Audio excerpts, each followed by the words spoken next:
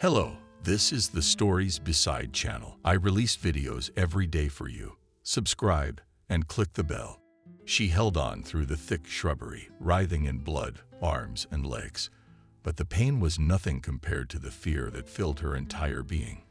At some point, Jenna turned back and saw the burning lights of hungry eyes. She lunged forward with all her might, but someone invisible threw her body back to where those hungry eyes were burning. Jenna could smell the scent of predators. It was getting closer by the second, the terror paralyzing her. She wanted to scream, but only a wheeze escaped from her chest. Immediately, several wolves pounced on her, but they did not tear her helpless body. If anything, they begged loudly, "Jenna, wake up. Open your eyes, Jenna." She struggled to pull herself out of the house of eerie dreams and saw her roommate's face above her. Maria smiled kindly at her. "Have you come to your senses? It was a nightmare and a dream. It happens a lot after chemotherapy. I had the same horror dreams. When I was in my first year of treatment, I'm a little more adjusted now." Jenna struggled to sit up in bed.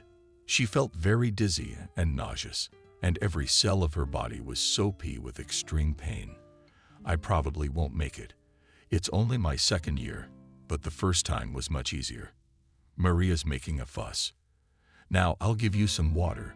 You should drink more." The woman filled a glass and handed it to Jenna. "Of course, it's better to drink natural juices. They are much healthier in this situation." Jenna drank a little from the glass and put it on the nightstand. "My husband should be here today. I'll ask him to buy me some juices. You know, Maria, it all worked out spontaneously. I didn't expect to be diagnosed with such a serious illness. I thought my hemoglobin was dropping again. I was often anemic as a child. Doctors used to wonder where it came from. My parents literally fed me fruit and all sorts of calorie-dense goodies, and I was still like a ghost." Maria's got the look of a connoisseur. Such cases are not rare. And everything is to blame genetics, that in our family everyone was centuries. None of my ancestors had hypertension or cancer, and all the grandparents lived over 90 years. It's just Jenna. Your relatives didn't have the opportunity for a thorough examination.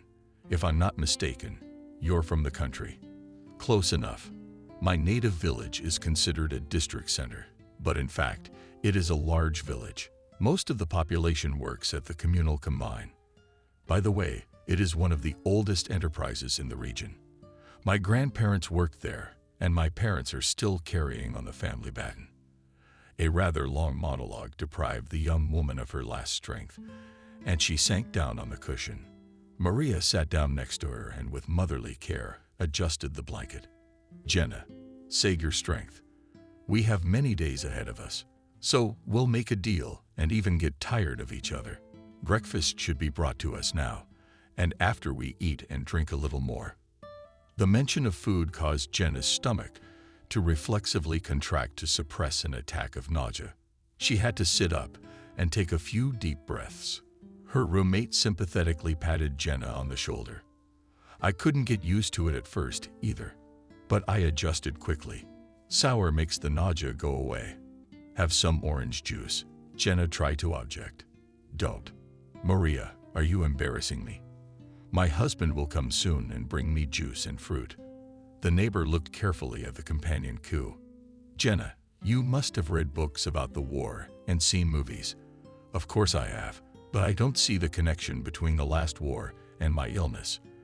"There is a connection, and it's very direct. Soldiers shared the last of their food with each other. You and I also happen to be in the same foxhole. That is, in this ward. That's why we are ordered from above to help each other. And then it's a common practice.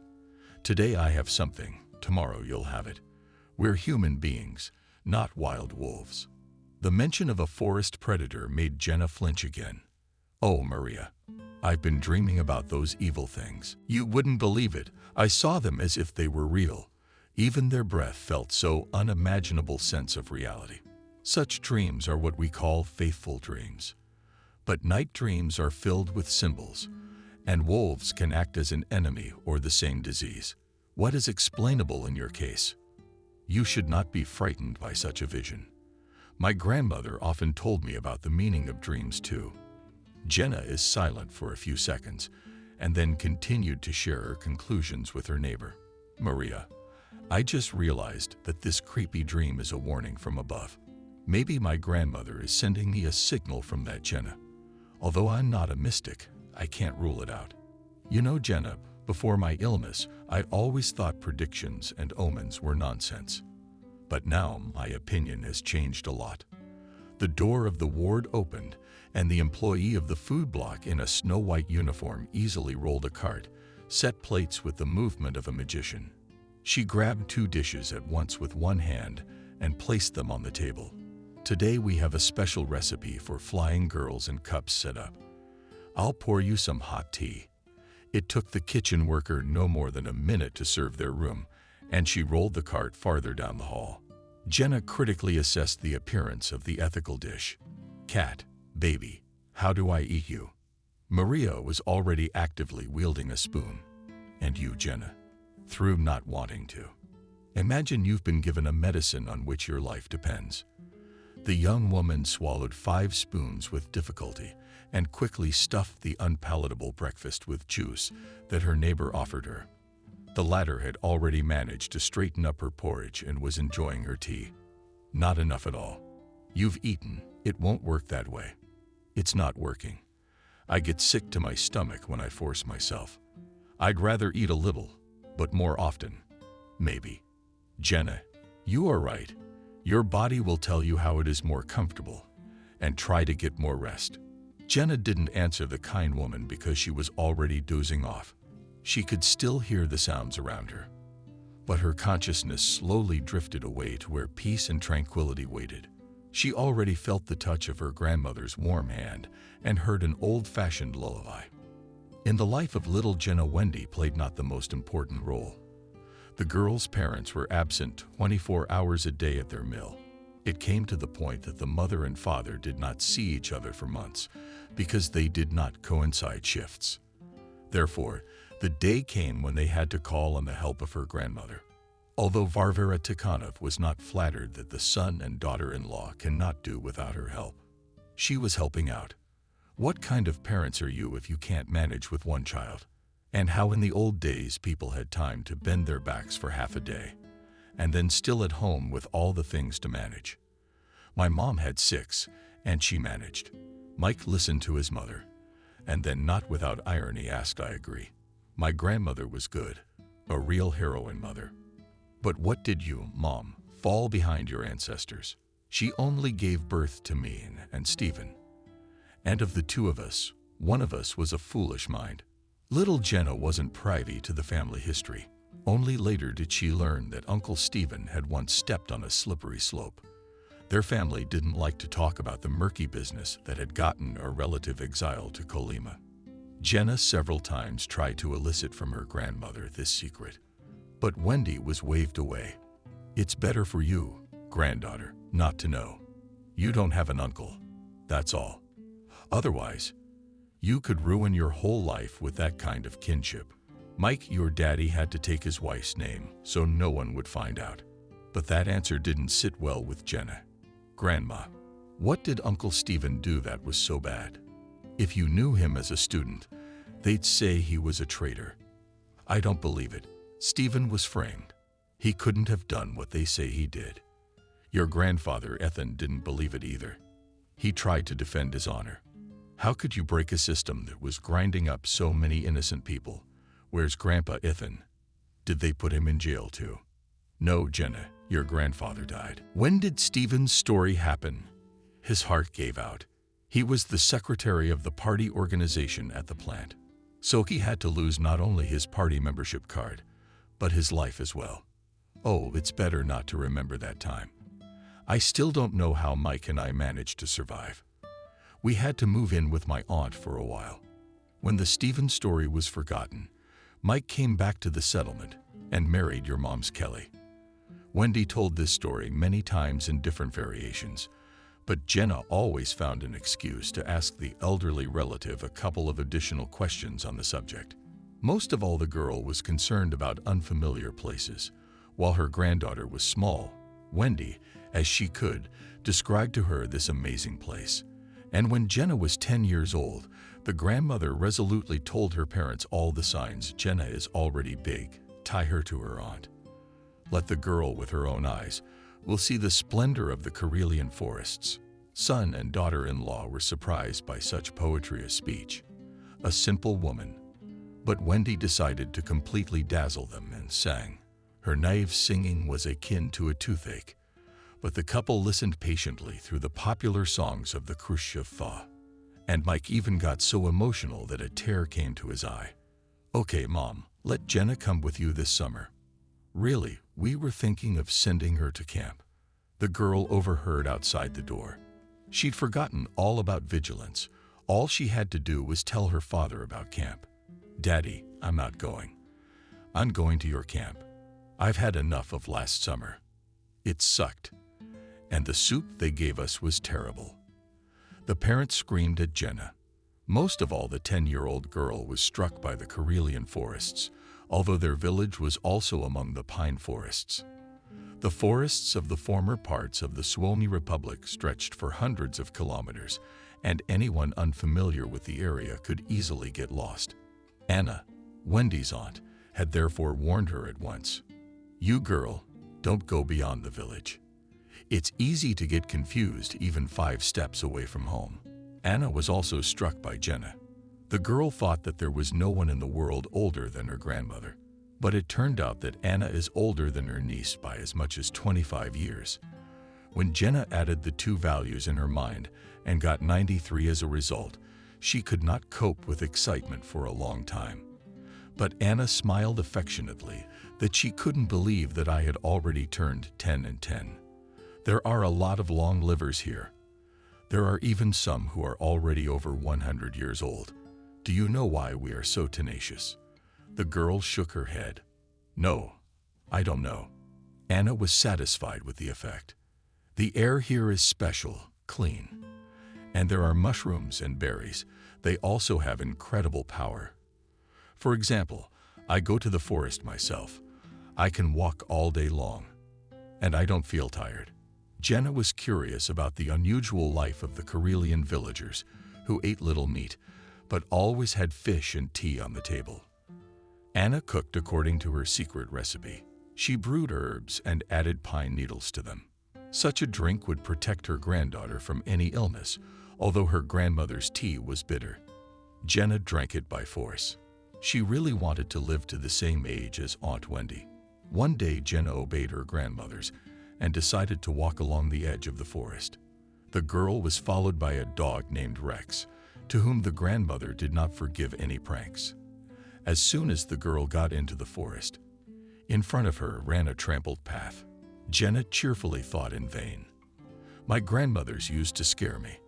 I'll walk a little bit along the path, and then I'll go back along it." Jenna walked no more than 100 meters, as suddenly to the left of the path, she saw a huge glade of flowers. Forgetting about everything in the world, the girl began to collect a bouquet for grandmothers. Then she came across a glade of blueberries and ate enough berries. Jenna forgot about time and went far away from the path. Dusk began to descend slowly on the forest, and the girl said chillingly, "The horror." She darted between the tall trees, trying to find that life-saving path that would bring her back to the village. But she never found it. The sun was already below the horizon, and Jenna began to hear terrible sounds. She crouched down on the hill and cried in despair. "How stupid of me. I didn't listen to Grandma Anya. Now the wolves will soon come here and eat me out of fear." I said this version out loud, and immediately a suspicious noise was heard in the bushes. Jenna ran away, but into the clearing ran out. Satisfied, Rex looked at the girl with his intelligent eyes, and in them she read reproaches of judgment. Then Rex barked and ran forward. Jenna hurried after the dog. If the girl lagged behind, Rex stopped and waited patiently for her. So, with the help of the counselor and the girl returned to the village. It was already quite dark, and near the courtyard of Anna crowded people. Uncle Peter, who came in the morning, handed out orders to divide into 4 groups to speed up the search. We walk in a solid line of streetlights. Keep them on. The man did not have time to give the order before the end when a woman's scream was heard. Stand down. We got our girl Rex. She's being led. Both grandmothers ran out of the crowd at the same time. Jenna, what are you doing to us? You almost drove your grandmothers to their graves. The women scolded the girl, not forgetting to kiss her. When the moment was right, Jenna handed them the bouquet of flowers she had picked so diligently in the woods. This gesture finally melted the hearts of the elderly ladies, and they wept. What a good granddaughter we have growing up, thought of the grandmothers. From both sides again sprinkled kisses. Apparently, it's a touching ceremony. Rex didn't like the reunion, and he raised his voice. They're freaking out. Don't worry, Rex. No one's forgotten about you. You're our hero. The loyal dog was rewarded for his selfless act with a sugar bone. Then all evening, Anna told Jenna local legends about giants turned to stone and the masters of the forest.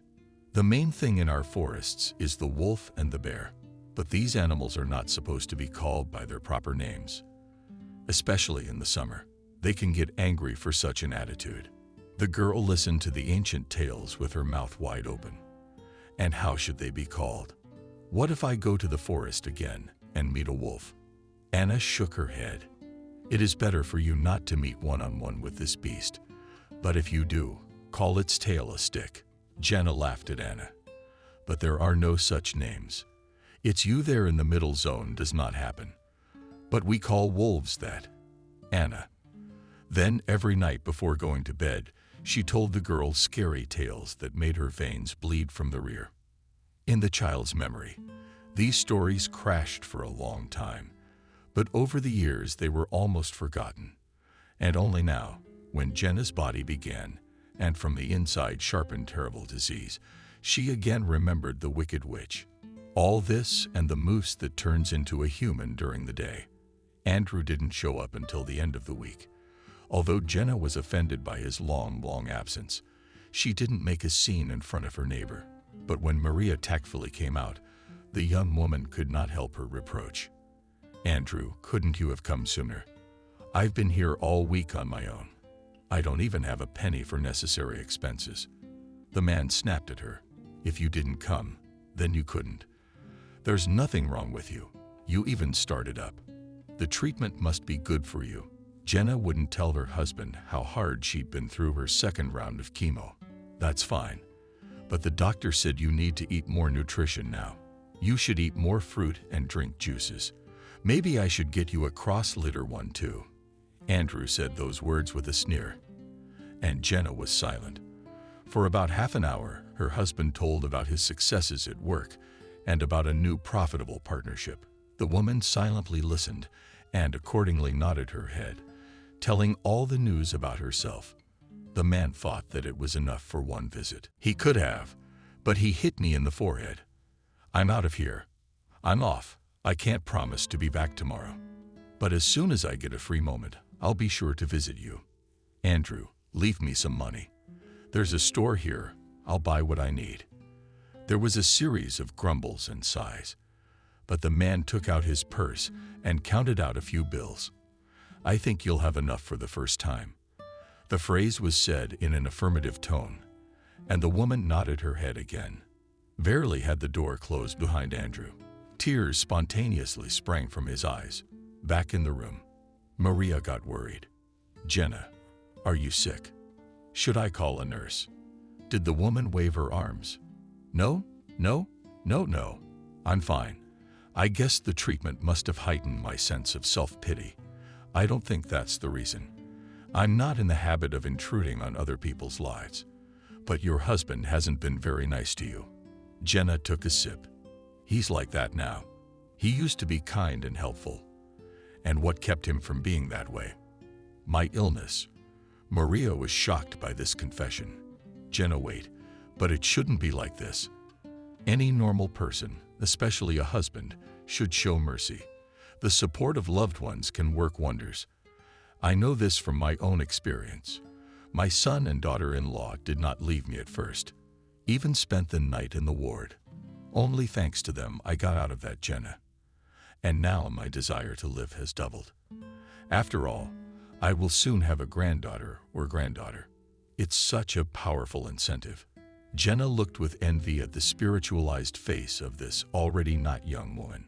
She thought bitterly and painfully about the fact that she had no one left to care for her. Wendy's grandmother had passed away 15 years ago. Her parents died in a plane crash. They had been saving up money for a vacation for several years and died. They were gone in March, and in January, Jenna and Andrew had a big wedding. The parents of the newlyweds wanted to surprise the whole village and organized a grand celebration. At their insistence, after the couple was married in the registry office, they went to the temple, where they were married by a priest according to all church canons. The bride was then overwhelmed with the brightest feelings, and she sincerely believed that now their hearts are united for eternity. After the sacrament of marriage, Andrew asked Jenna with a chuckle, "It is really ready to be with me both in sorrow and in joy?" The girl answered without hesitation, "Of course. And aren't you ready?" The groom turned everything into a joke. "Let's say I am ready to rejoice with you, but I'm not so sure about the sorrow." Jenna was unpleasant to hear such statements only a few minutes after the ceremony. She wanted to say something harsh to Andrew, but he beat her to it, and I can already see that you are offended. "Jenna, you are so touching. You're incredibly beautiful in the moment." Jenna was even more offended. There was a moment when she was ready to turn around and leave, but her newly married husband grabbed her arm. "No puffing and puffing like a steam engine. People look at us, they will say that we did not have time to sign and already quarreled, so it doesn't happen. Andrew, you have to think before you speak. You're the one who's so upset about the grief.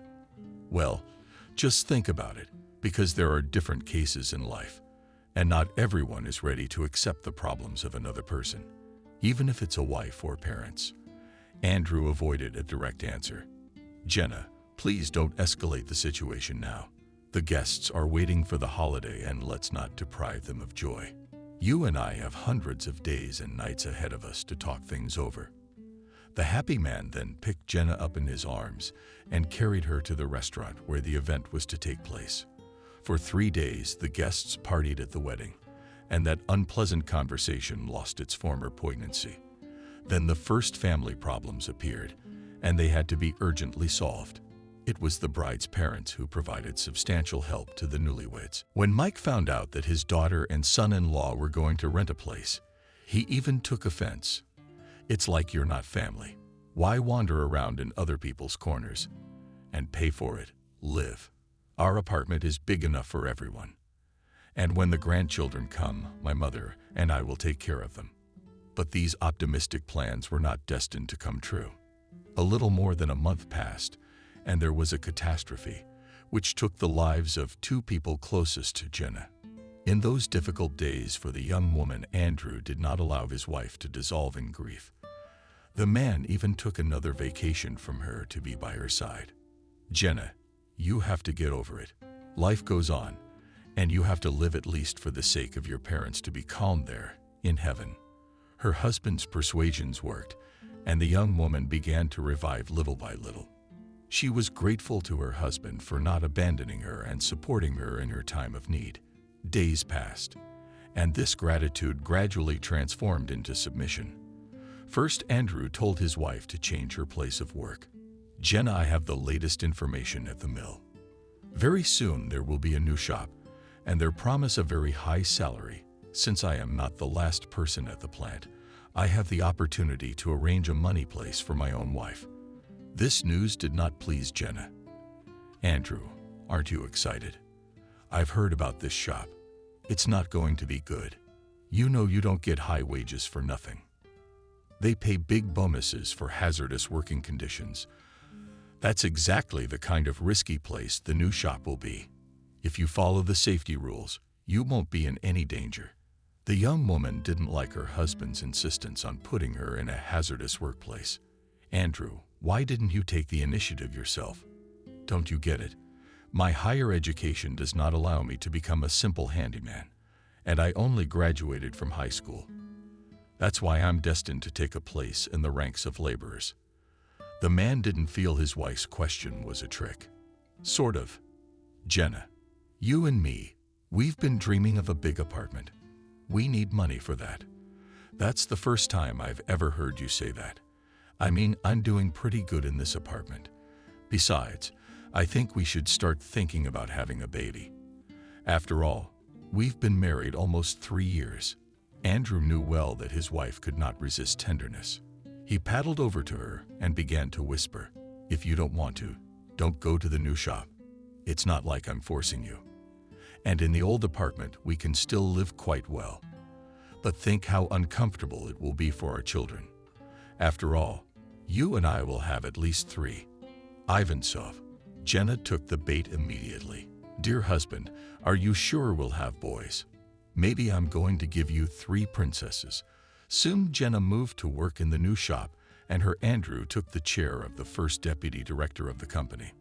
A little more time passed, and the couple sold the old apartment. Jenna did not know that her husband did not intend to live in Jubilee in the future. Andrew informed his wife about his intention to buy housing in the city immediately after the sale of the parental living space. The woman was shocked. "Why didn't you warn me? What am I supposed to do now? How am I going to get to work?" The man listened to his wife and smiled. "Jenna, why are you making an elephant out of a fly? From the city to the village is only 20 kilometers, and the bus runs regularly. That's one. And what's your surprise number 2? Andrew deliberately paused to make the effect more vivid. "Number 2.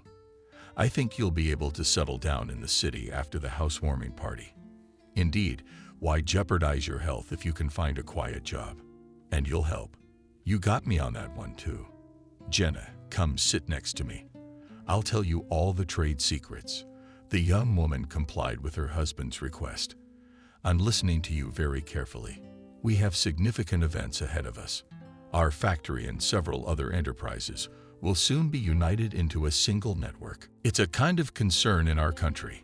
It's one of the first experiments." Jenna begged Andrew, "Can we skip these details? Tell me, what fate have you prepared for your wife?" "All right. Then it's easier now. In short, we plan to open a store in the near future, and I'll get you a job in this outlet. True, the salary will be half as much, but at least the work is harmless close to home. What do you think of my decision?" Jenna was touched by her husband's concern. She kissed Andrew and whispered thank you. "I really like your decision." The man gave his wife an answering kiss. "Now we can think about procreation. Or we may not be able to produce 3 hairs in the new apartment. They will have room to run wild." The happy woman then did not pay attention to the fact that her husband had registered a new apartment. She thought it was normal that all the finances in the family were somehow unnoticeably taken over by Andrew. The husband was well aware of the schedule of advances and received, and these days he waited for his wife in the hallway. So Jenna deposited in our piggy bank all the coins and rubrics, and the woman willingly gave her husband all her hard-earned money.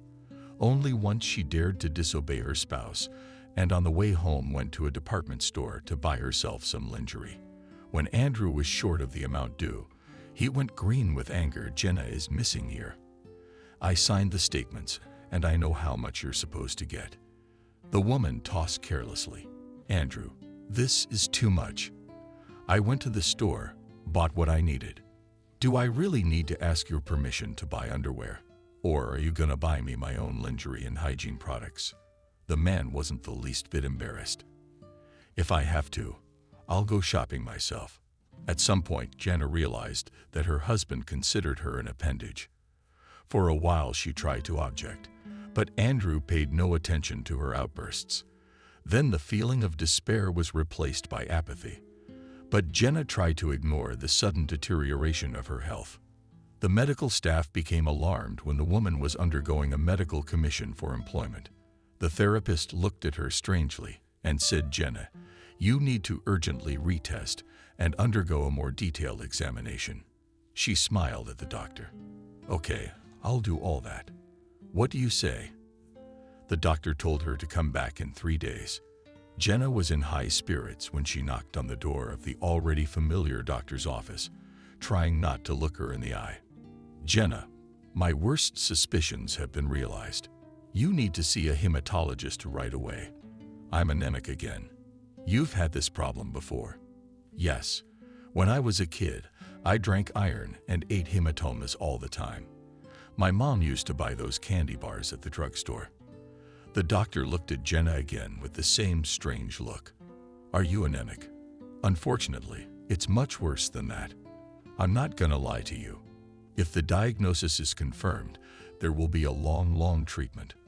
A smile seemed to be glued to the woman's face. She took the referral and thanked the doctor. In the hallway, Jenna sat down on the couch and read the short note in illegible handwriting. Although she had no understanding of medicine at all without labor, she realized that it was about a qualitative blood disorder. She returned home in a state of utter devastation.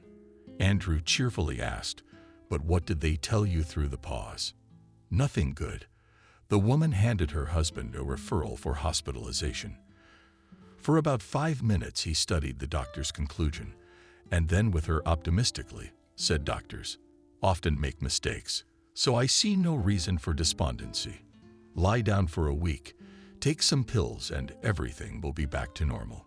But Jenna had her first round of chemo.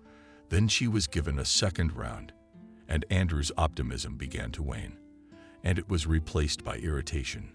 One day, the man blamed his wife without a shadow of embarrassment for her illness. "It's your own fault, Jenna, for the slightest trifle. You take everything to heart." The woman looked at her husband with surprise.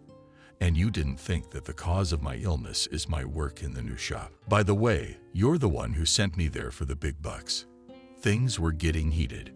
Men were angry. "But sex with your wife?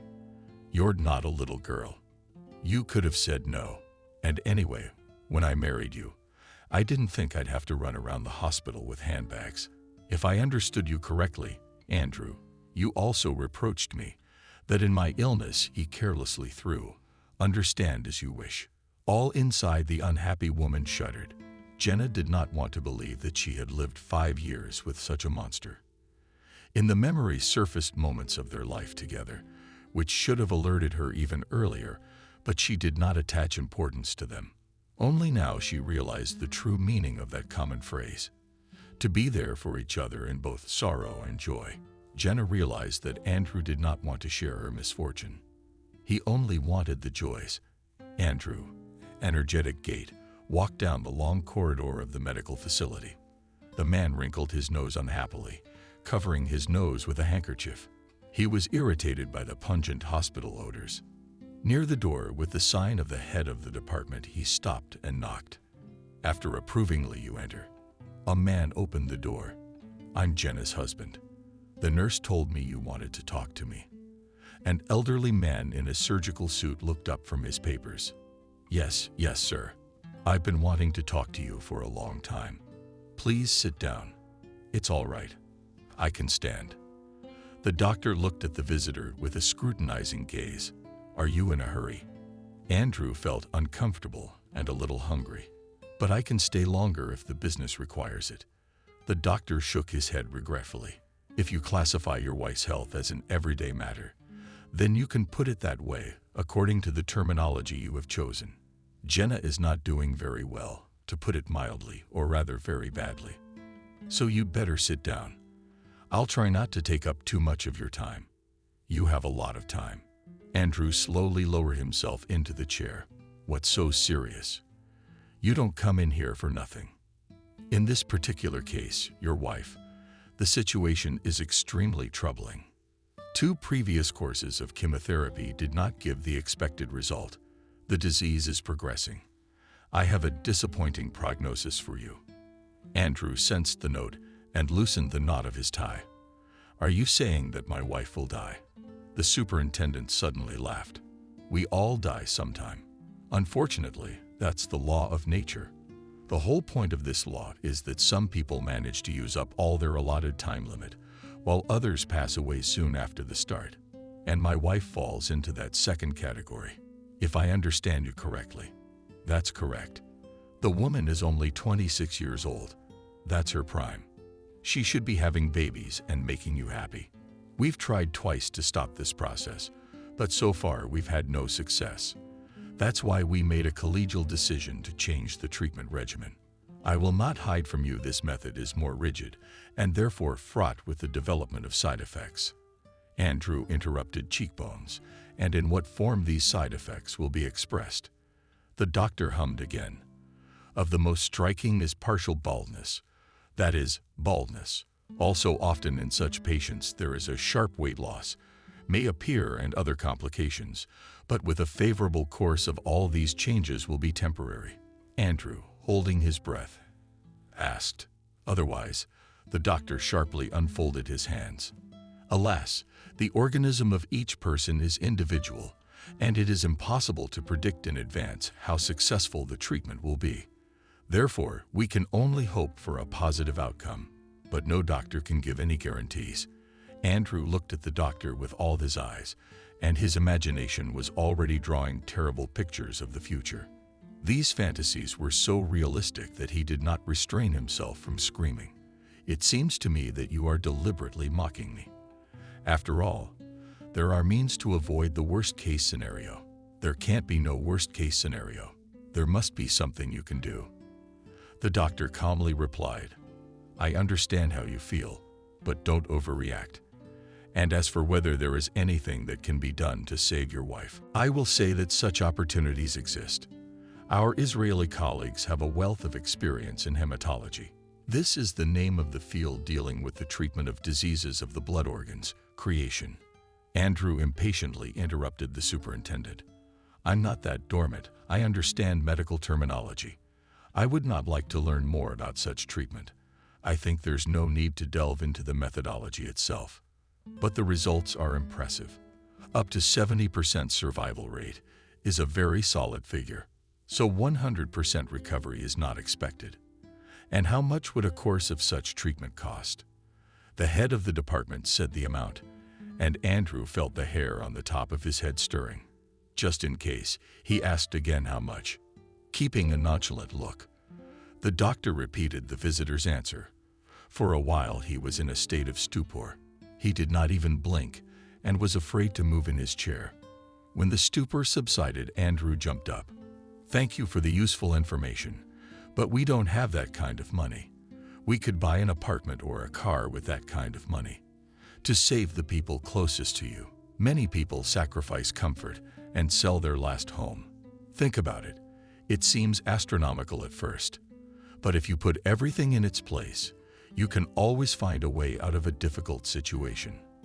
Andrew waved his head several times. Doctor, do you have any idea what you're talking about? If I didn't, I wouldn't have even mentioned this one possibility to save your wife. In fact, if I were in that kind of trouble, I wouldn't hesitate to take off my shirt and sell everything. I have nothing more to say to you." The conversation with the head of the ward made such a strong impression on Andrew that he forgot to look in his wife's room. He remembered this omission as he raced at top speed toward the house, clutching or wincing his fingers. He kept saying, "I must think things over calmly." Familiar with the home environment, the man was immediately relieved. He poured into a glass of white wine and drank the entire portion in a volley. This drink worked instantly, and Andrew felt relief. He drank another glass of wine to consolidate the result. My thoughts gradually began to come to order, and my wife's illness receded into the background. If I sold the car and the apartment, I wouldn't have enough to pay for Jenna's treatment. And then there was no guarantee that she would fully recover to live the rest of her life in poverty with a sick wife. It's not a pleasant prospect for me. I'm not 30 yet. That means that all the most interesting things are ahead of me. And after all, there are other women besides Jenna, like Camille. Andrew caught himself that he began to think about this nice girl more and more often. And he didn't just think of Camille, he imagined her in Jenna's place. Camille had come into his life recently.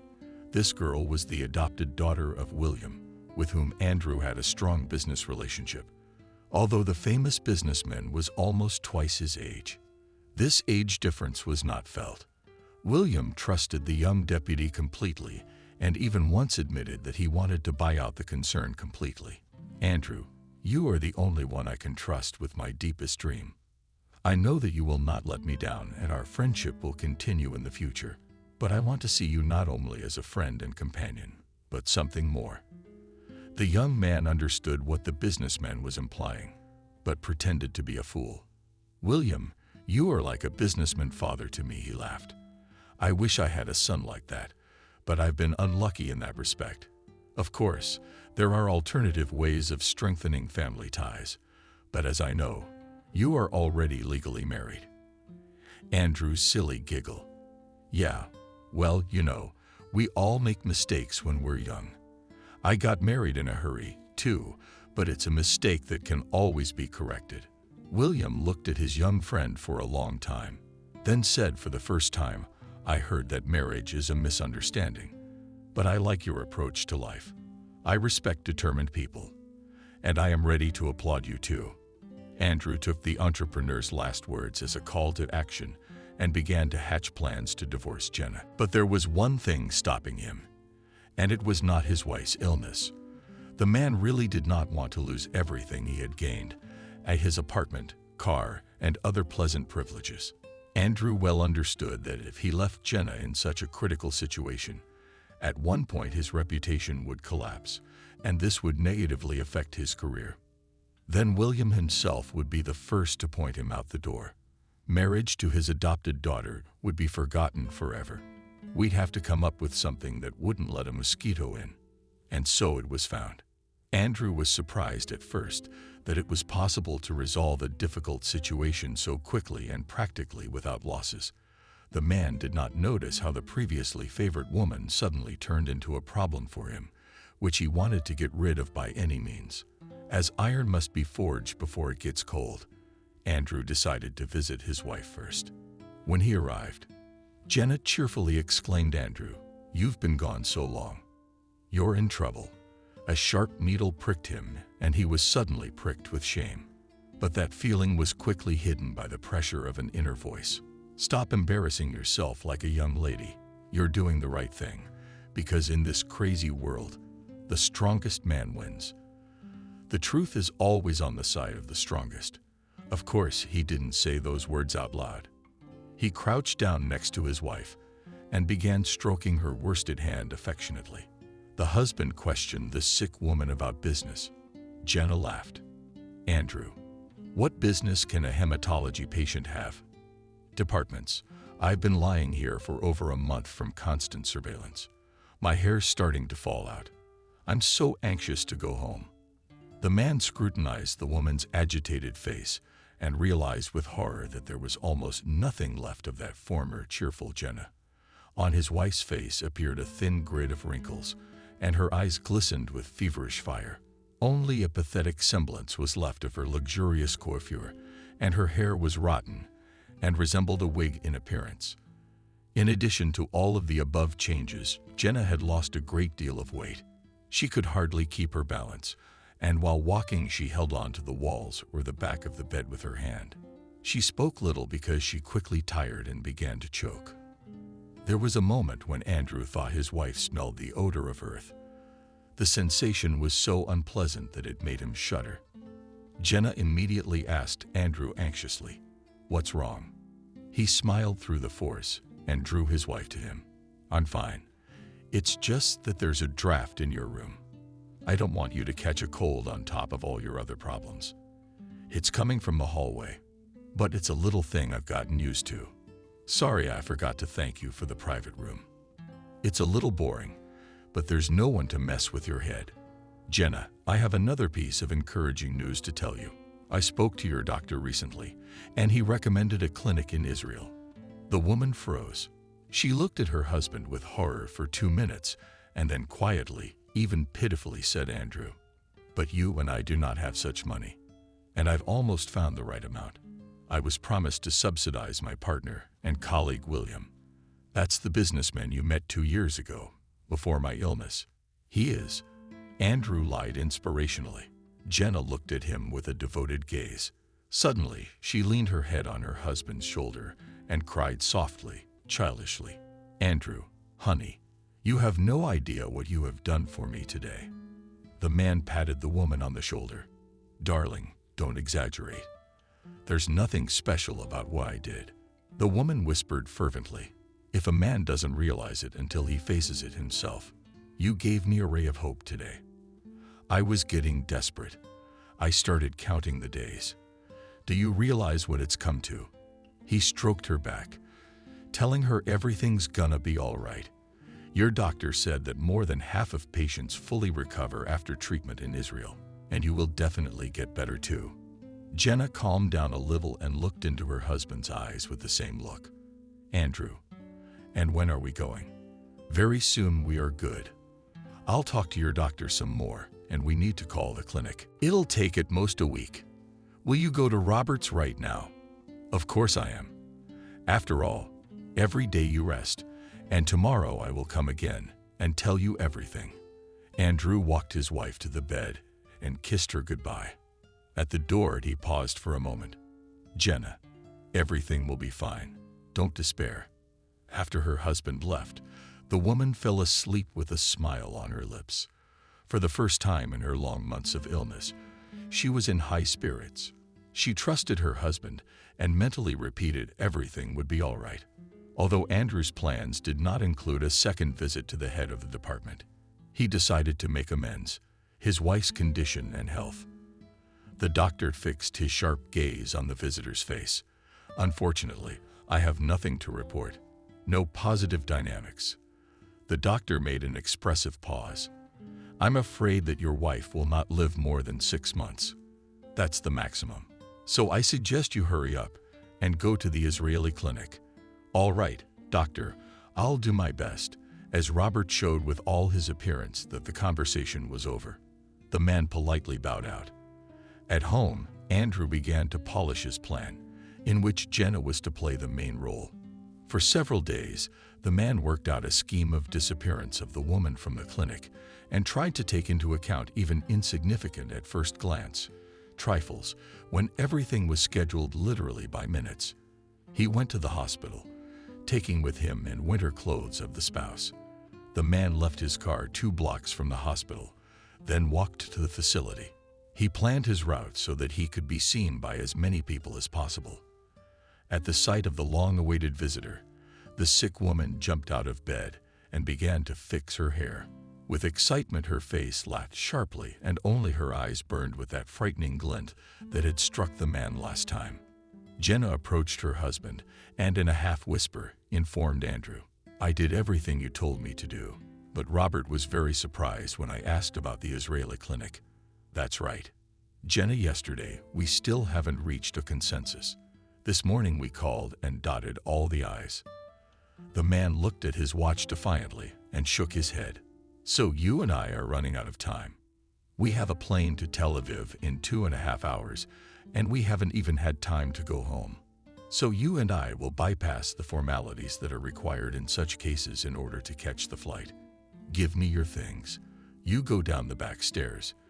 Try not to be seen by the staff. You've got something warm to wear, and you've got Andrew. Although the ward doesn't allow woolen clothes, I hid my old carton very good under the mattress. In it, you run to the alley that adjoins the hospital grounds. All your clothes are in my car. Will you have time to change on the way? Andrew spoke quickly and assertively, so that his wife wouldn't have time to realize it. Jenna, you'll get there without help. You realize we shouldn't go in together. They'll start asking you where you're going. And you and I are definitely not gonna make it. We already have appointments at the best clinics, and we can't be late.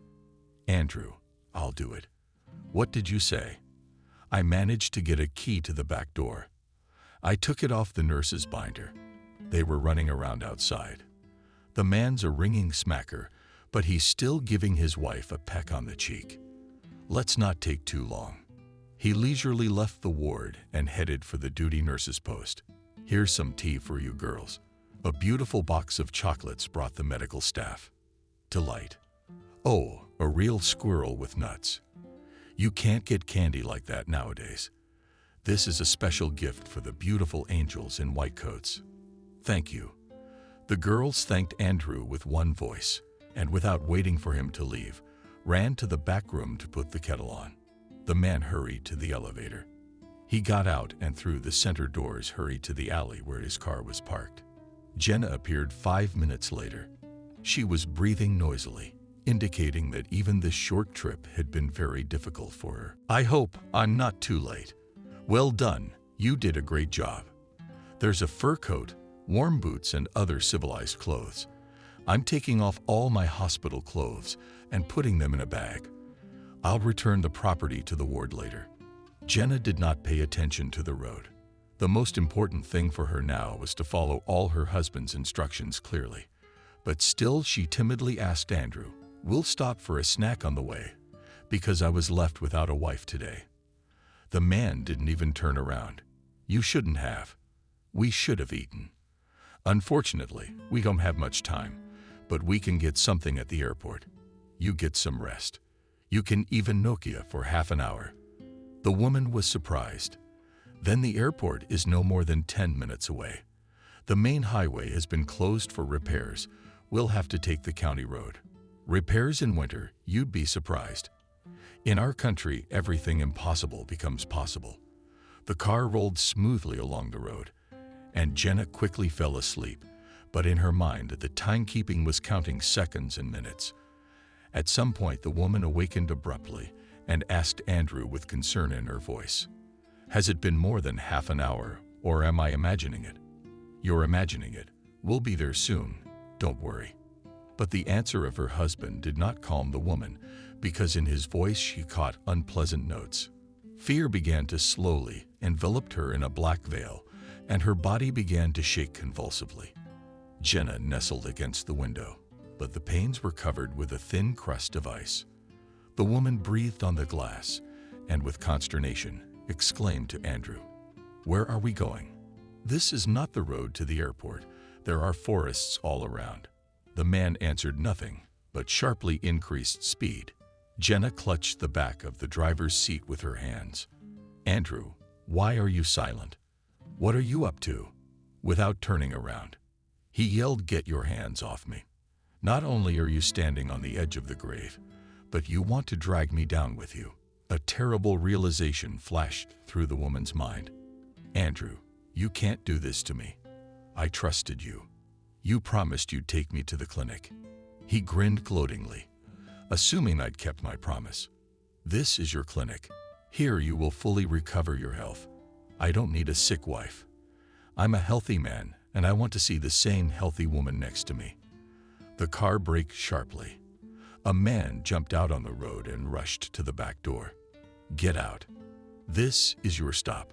The woman struggled, but the odds were stacked against her. "Andrew, you and your wife out of the car. And she dragged you into the woods.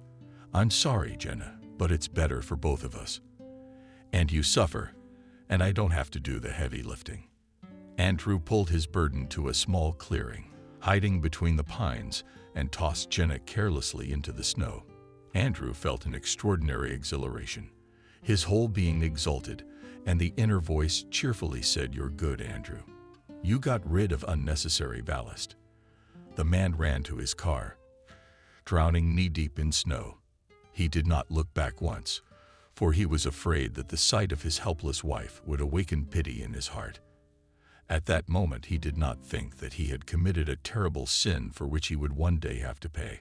Despite the fact that the plan had been checked to the last detail, Andrew did not remember the place where he had left his wife, so he was surprised that the return trip took several hours. "How far I've traveled." At first, the man regretted that it hadn't occurred to him to check the route with the map, but later he thought it was even better. "If I had the urge to go back, I wouldn't have found the woods where I'd left Jenna." As soon as he entered the city, he stopped at the first dumpster and dumped the rest of his wife's things in the tank. That's it. Now everything was in order. Getting to the apartment, Andrew drank half a glass of strong drink. It helped the man to calm down. He ate a hearty dinner and turned on the TV to distract himself from troubling thoughts. Well-behaved man went to work in the morning. Toward noon, William himself came to his office. William gave Andrew a fatherly hug. Said my friend with a look of reproach, "You disappeared from my sight so suddenly yesterday that I was worried. Did something happen to you?" The businessman's small eyes took in the young man's face, but he held that look. "You know my wife is in the hospital. I've been visiting her." Yes, I'm aware of that circumstance. I'm very sorry for your loss. I hope our medical staff can help her." "I'd like to hope so too. But alas, my wife's condition worsens every day. Even the most advanced treatments are failing. Yesterday I spoke to the attending physician, and he told me frankly that at best she could survive for 6 months." William averted his eyes, but a smile flashed across his face. But William quickly pulled himself together, and a look of compassion came over his face. "It's very hard to watch a loved one suffer. I too have suffered the same fate. My mother died of cancer. But you, Andrew, do not despair. You are still a young man, and you have the best ahead of you." Andrew thanked his older comrade for his support, and William hurried off. He would have been happy to stay longer, but it's business. "Andrew, you don't wallow in your grief. It's dangerous. Come and see us this evening for an after-hours chat. I hope you haven't forgotten my address." The young man felt awkward, but it quickly passed, and he confidently replied, "I have a very good visual memory. I will definitely come to see you." And barely had the door closed behind William when the phone rang.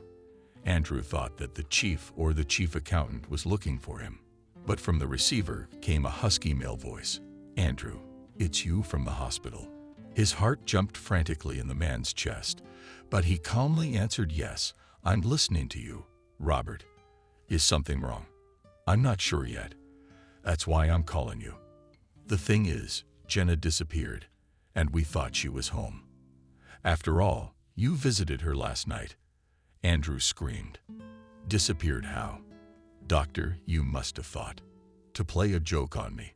What are you doing? What kind of a joke? This is a first for us. I'm not interested in how many cases like this have happened in your hospital. I want to know where my wife is. She's in no condition to run away. And you know that very well." Andrew yelled into the phone, and the head of the department did not even try to justify his staff, who noticed the disappearance of the patient only in the morning. And also when developing his plan, Andrew took this moment into account and prepared well for it. Immediately after the superintendent's call, he went to the hospital, where police officers were already interviewing the staff and patients. The man so firmly entered the role of an indignant husband that he even began to express his dissatisfaction with the law enforcement representative. "Can you please explain to me how this could have happened? I left at 7 p.m. and Jenna," meaning my wife, was in bed at that point. "One investigator was hurriedly recording my husband's statement, and the other was trying to calm him down. I understand you perfectly well, but if you can, tell me more about last night." Andrew concentrated frowned. He described his last visit in chronological order. At the end of his narrative, he let out a stingy male tear. "Find my wife. A terminally ill woman could not disappear without a trace. She could hardly move around the ward. I don't buy the escape theory. They're not the ones hiding something." The angry man pointed his finger at the ward staff, frozen in a daze. The senior operative promised, "Our officers have already started the search. Will we keep you informed? Leave us your cell phones."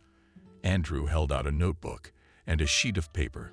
"Here's a home office phone number. Call me any time of day or night. Please find my wife. She and I were supposed to go to an Israeli clinic the other day." Robert gave him a cursory glance, but Andrew had clearly worked out that he had indeed made an arrangement with a foreign clinic. He thought with satisfaction, "Check all you want. I've covered everywhere I can." Andrew had completely ruled out the possibility that Jenna would suddenly be found alive and unharmed. After all, the thermometer had dropped below 20 degrees last night. The man was sure that the terminally ill woman froze in the same clearing where he left her. After returning home, Andrew changed his clothes and, as if nothing had happened, went to visit William. He tried to be sad, which did not prevent him from actively grooming the nickname. William watched the young couple all evening, and as the guest hurried home, he gave him the same fatherly hug. "Hold on, Andrew. And do you know that the doors of our house are always open to you? When the door closed behind the guest, William said to his wife, a very dodgy lad, "I think this is the most successful party for our knee." The businessman's wife also liked Andrew, but even if she had a negative impression of him, she would not dare to say it out loud. In Camille's house, only William decided everything and everyone. Jenna. She didn't want to believe that everything was happening to her. When her husband had left her for dead in the winter woods near the pine trees, she had tried to stop him with a plea for help. But the words stuck in her throat. The woman wanted to get up, but immediately fell into the snow. She saw Andrew running away from the scene of his crime. The world collapsed before the eyes of the unfortunate woman. From the excitement, Jenna briefly lost consciousness. When the woman regained the ability to assess the situation sensibly, she heard the snow creaking somewhere not far away. It sounded very much like the footsteps of a man, only fainter. For some reason, Anna's advice came to her mind, and Jenna grabbed a nearby thick branch. With great difficulty, the woman stood up and leaned on this aid. The creaking of snow could be heard very close by, and it first doubled, then settled. The woman almost screamed with horror. Seeing in 20 meters from herself burning lights, she felt her body instantly covered with sticky. Then frozen lips whispered soundlessly, "Wolves. How many of them are there? Mommy, Daddy, help me, Jenna." Suddenly, a recent dream came to mind, which Maria had easily deciphered. It was indeed a dream. Jenna could no longer hear her voice and was about to panic. But at this critical moment from the distant past again surfaced the image of Anna Davidovna. If your granddaughter happens to meet a wolf, never look into his eyes. This beast will recognize by his eyes that a person is afraid of him, and then there's a good chance he'll attack first. 10-year-old Jenna then cheerfully replied to her grandmother, "I run so fast that no wolf can catch up with me. I'm always first in school in competitions. I run to the finish line." Grandma shook her head. It's different in life. Fear paralyzes a person, but even a well-prepared athlete is unlikely to be able to compete with the forest beast, because in just half an hour, an adult wolf is able to overcome a distance of 10 kilometers. This is equivalent to the result of a human riding a bicycle. Jenna then, to the depths of consciousness, struck by this information, and her optimism quickly faded. Grandma Anna, then it turns out that there is no escape from wolves at all. Why not? If you behave correctly, that is, do not turn your back to the beast and do not provoke him. He will not attack. If the wolf is alone, it can be frightened. Jenna looked in the direction from which the deadly danger was coming and tried to count the burning lights. At the number 12, she lost count. In the inflamed brain flashed God, "There is a whole pack of them, and a stick will hardly help me." Gathering her last strength, the woman shouted tales with a stick. "I'm not afraid of you. Get out of here." The wolves looked at the woman with surprise, but they were not going to disperse, although there was almost no hope of rescue. But still, Jenna believed in a miracle. She noticed that her cry had made the predators uneasy. That gave her confidence, and she screamed again, but louder. "What are you looking at me for? Get out of here." The wolves snarled, stepped back a little. Jenna made a third decisive attempt and screamed at the top of her lungs for help. Her call for help was louder than the predators. The wolves stomped around some more and ran away. Jenna covered her eyes for a few seconds, and her senses sharpened to the extreme. She heard the distant footsteps of the predators and breathed a sigh of relief. But immediately, very different footsteps were heard.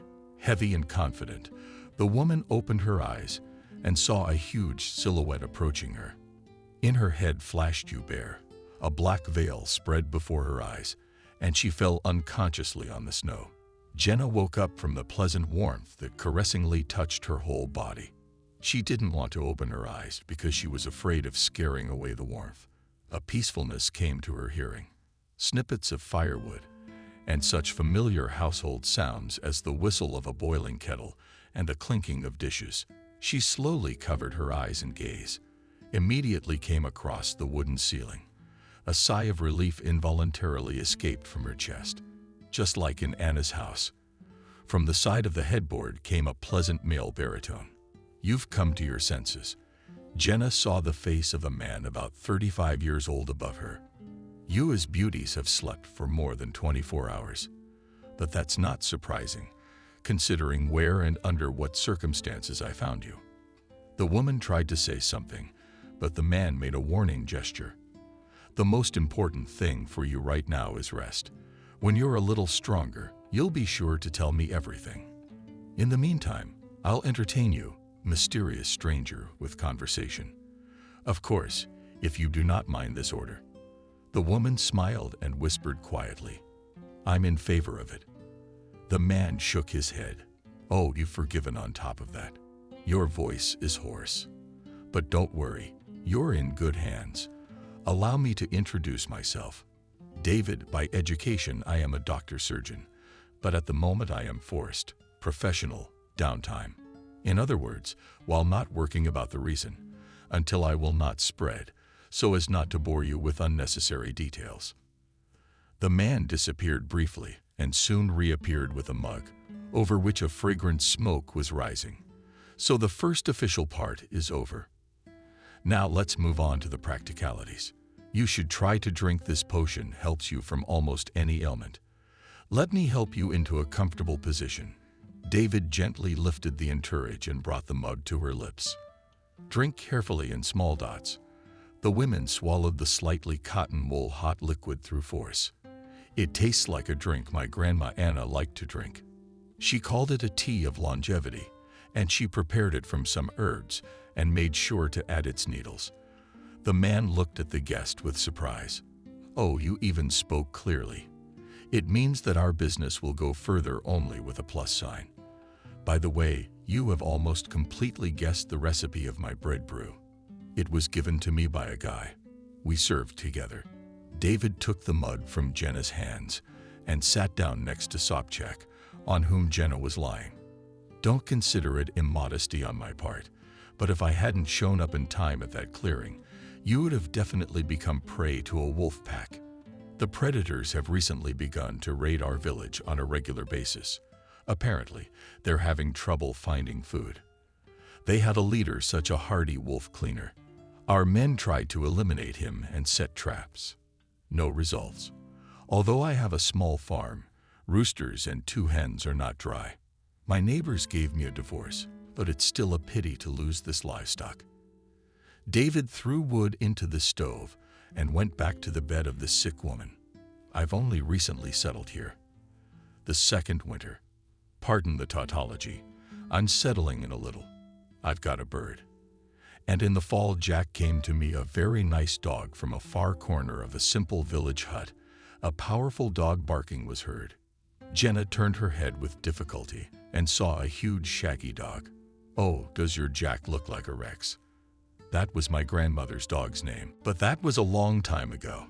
The short monologue was given to the woman with great difficulty, and she lowered her head on the pillow. Apparently, the Munchkin liked the fact that the guest paid attention to his person to establish good relations as soon as possible. The dog licked Jenna's hand and settled down next to the chin. David remarked with satisfaction, "Such a smart dog surprises me every day. Last night he started running around the house and barking too. I thought he was doing his own thing, but Jack started tugging at my sheepskin coat, and I guessed he was calling me." Jenna looked at the coat rack where the said piece of hostess attire was hanging.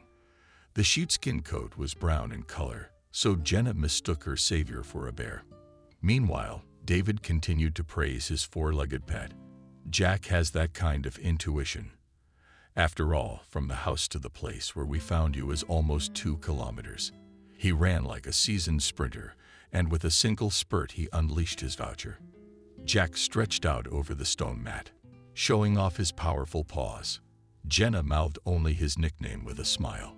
"You didn't pick it well. He's too big for Jack." After the table, a pleasant snowy feeling spread over the woman's body, and she fell asleep again. For almost 2 weeks, Jenna did not get out of bed. The owner of the little hut did not leave her side. He kept her drunk with various real ones, repeating each time, "Since you refuse to eat, and will have to drink more. We did not save you to die of exhaustion, Jenna. David was hardly ever silent. He knew many interesting and instructive stories. You know, Jenna, I have always dreamed of continuing the dynasty of doctors.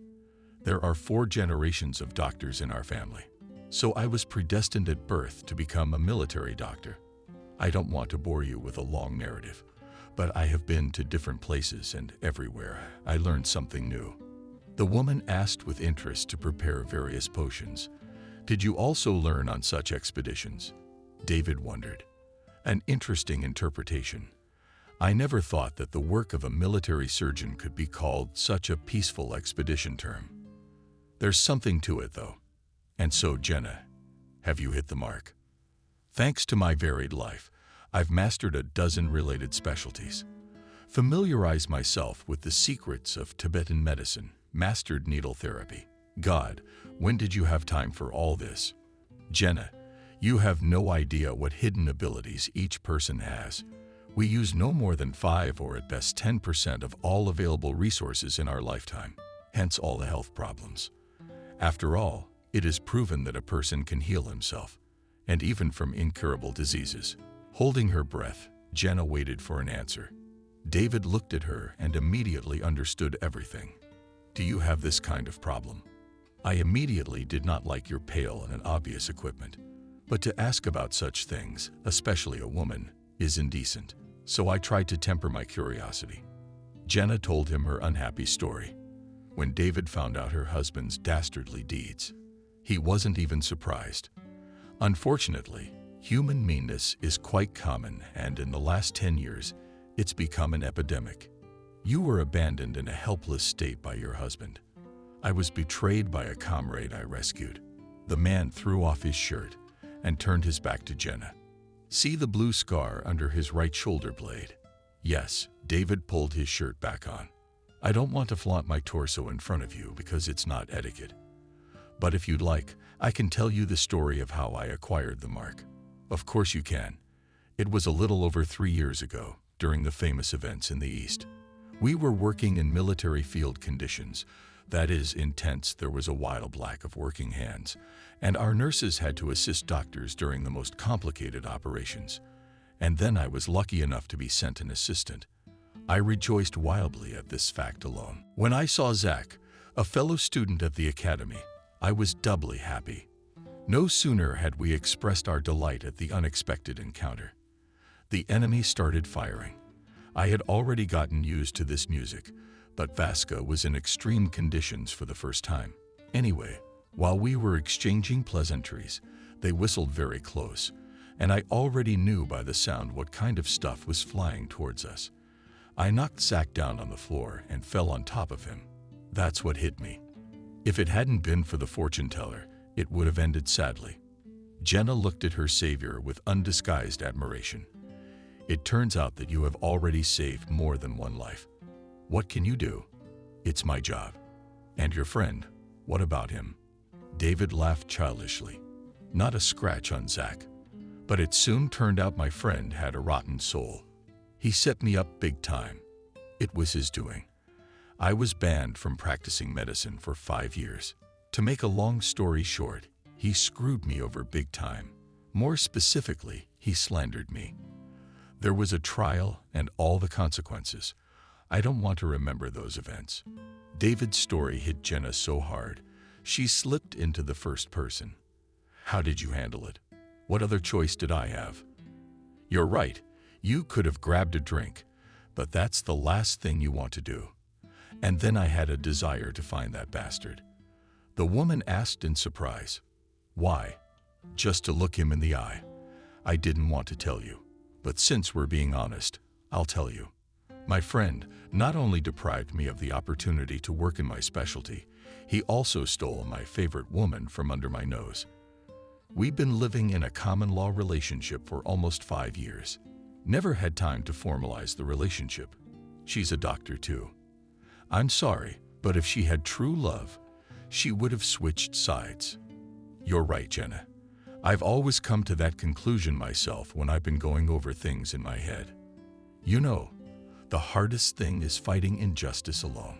Everyone looks at you and laughs. They think you're stupid. Confession didn't come easy to David. It was as if he was ashamed of his past. And Jenna clearly felt it.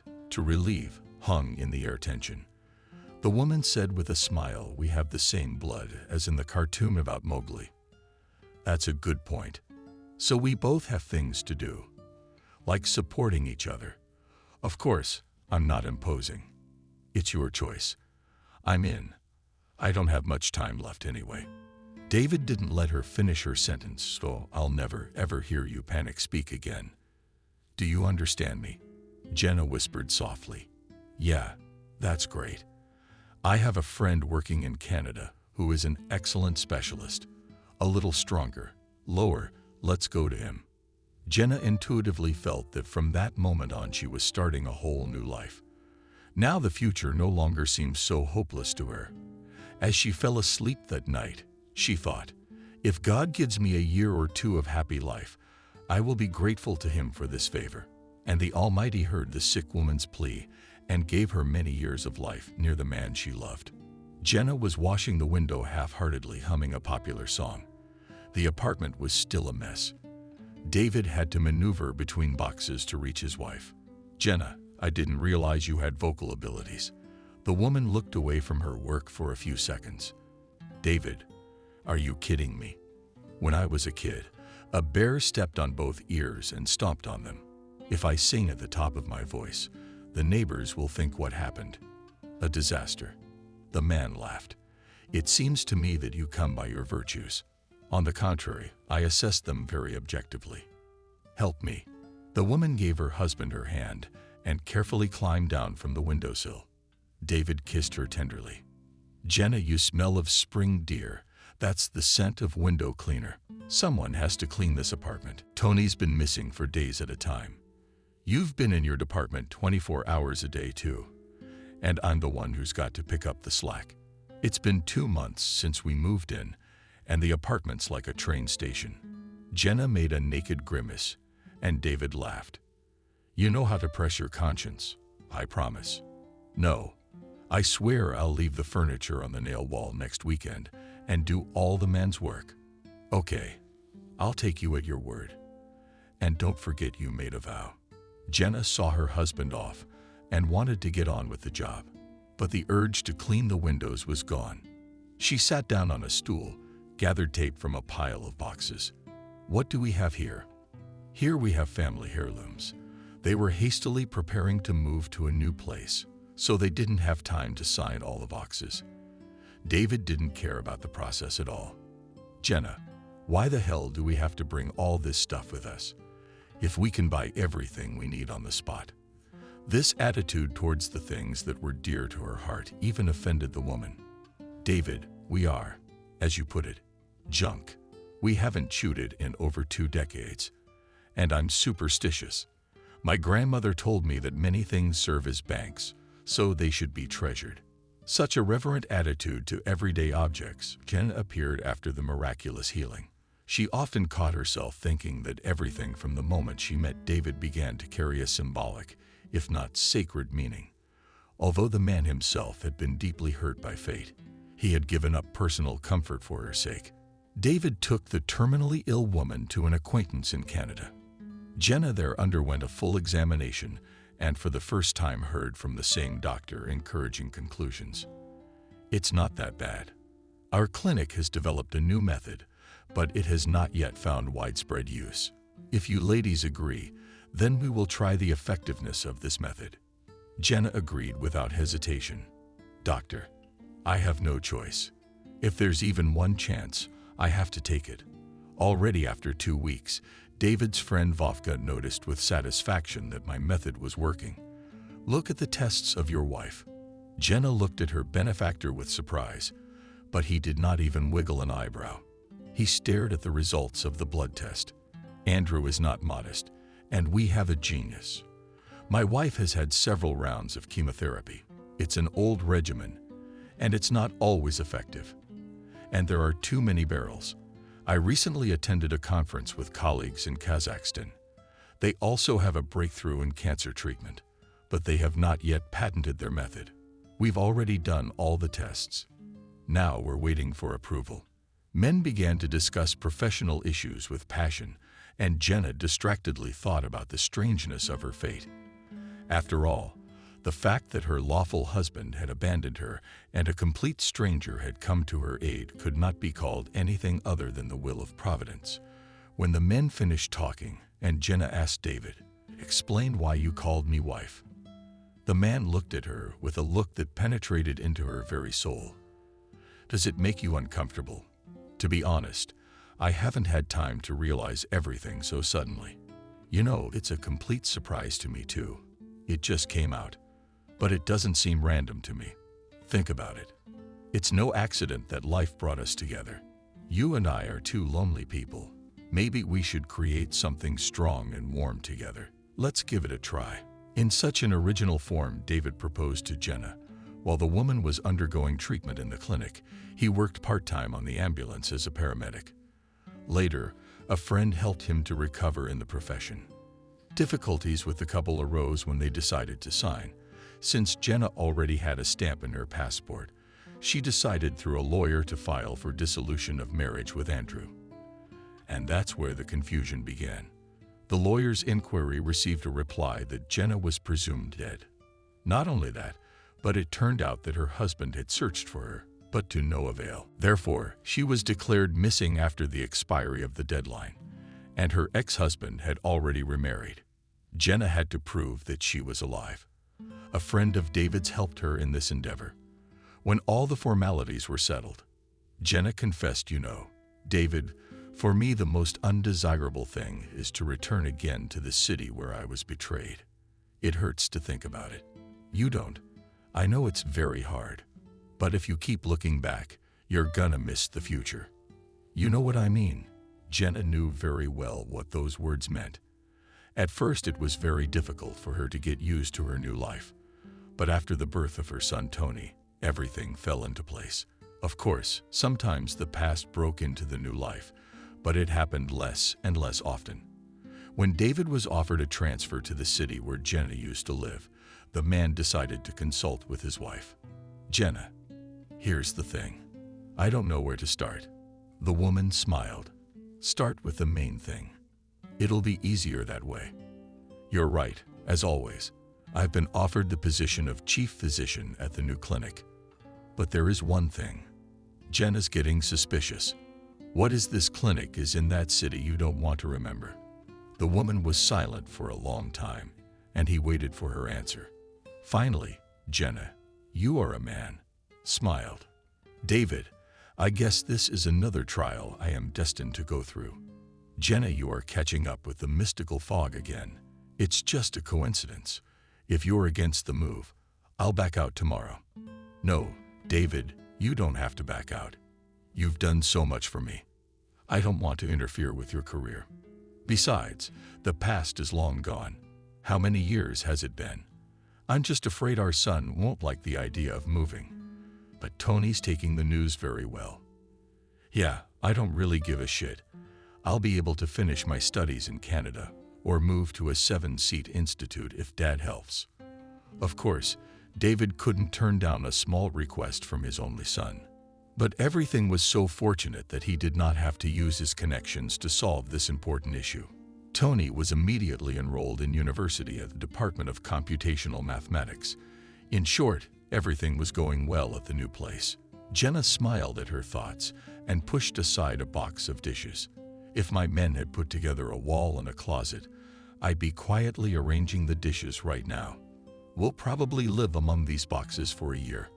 I'm going to have to schedule a sabbatical in the house or this process won't move forward. Jenna spoke up loudly enough. She didn't notice when a smiling Tony appeared on the doorstep. "Mom, who are you talking to?" The woman flinched. "Tony, can you scare your mother like that?" "Mom, I'm sorry. I didn't mean to. I hear you talking. And there's nobody in the room but you, so I thought we had a poltergeist." "Don't tell your father about the poltergeist. He'll make an appointment for both of us." "What about Mom?" "There's an upside to that." Tony made a careless movement and bumped into a pyramid of boxes. The lightweight structure began to fall apart. The guy tried to hold on to the cardboard cubes, squares. There's a real otherworldly force at work in this apartment. I didn't even touch the boxes. They fell right on top of me. Jenna laughed. This is your punishment.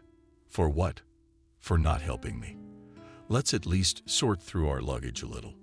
By the way, you could not wait for your father, and you could arrange at least small furniture in your room.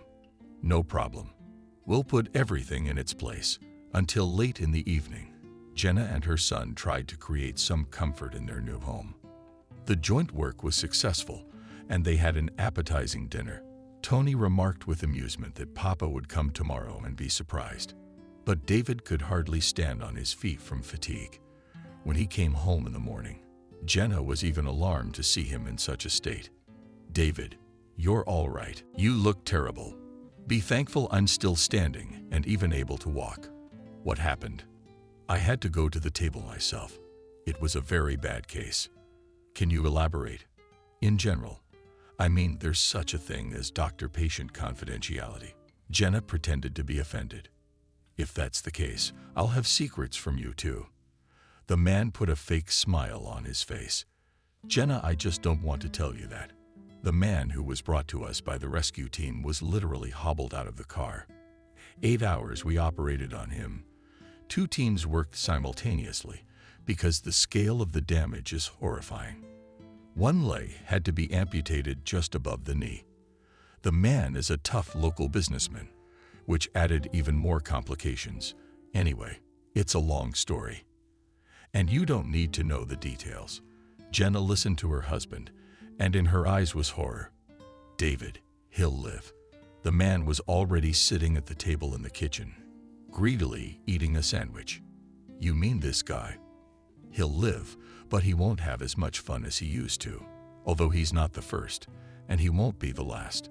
I've seen worse in my line of work. This one's only got 1 leg.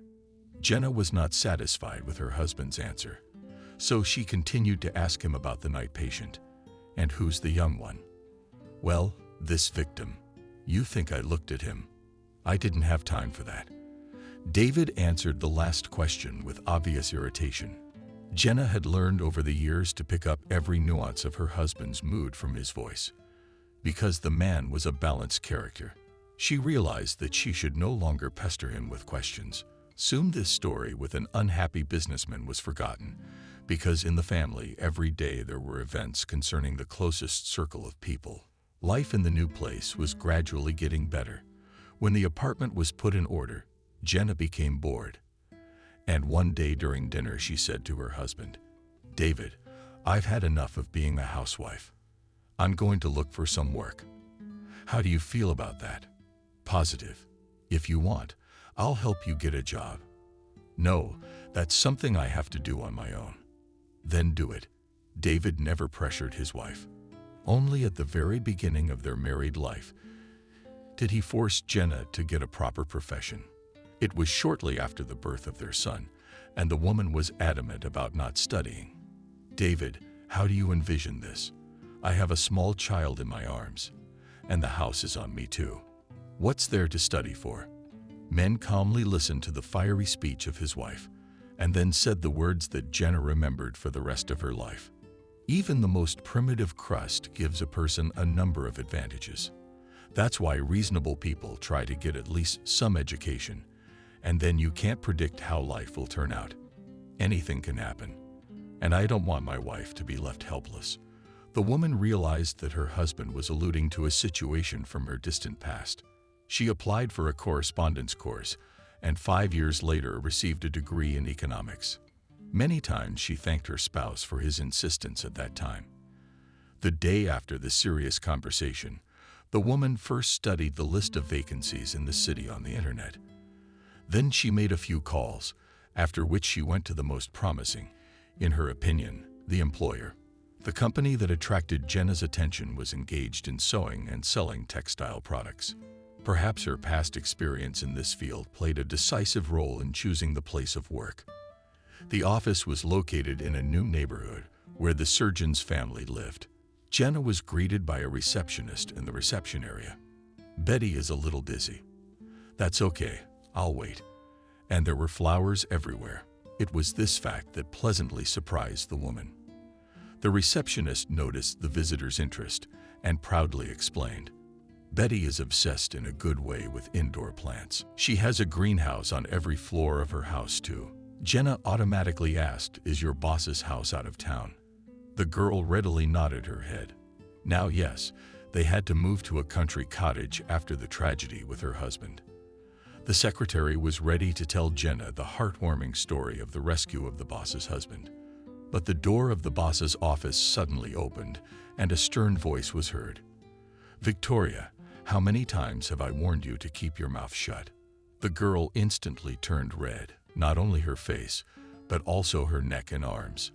Jenna had time to mentally pity amateur gossip, but at that moment she was invited into the office. "Woman, are you waiting for a special invitation? If you are about employment, come in quickly, because I have a meeting at the city hall in half an hour."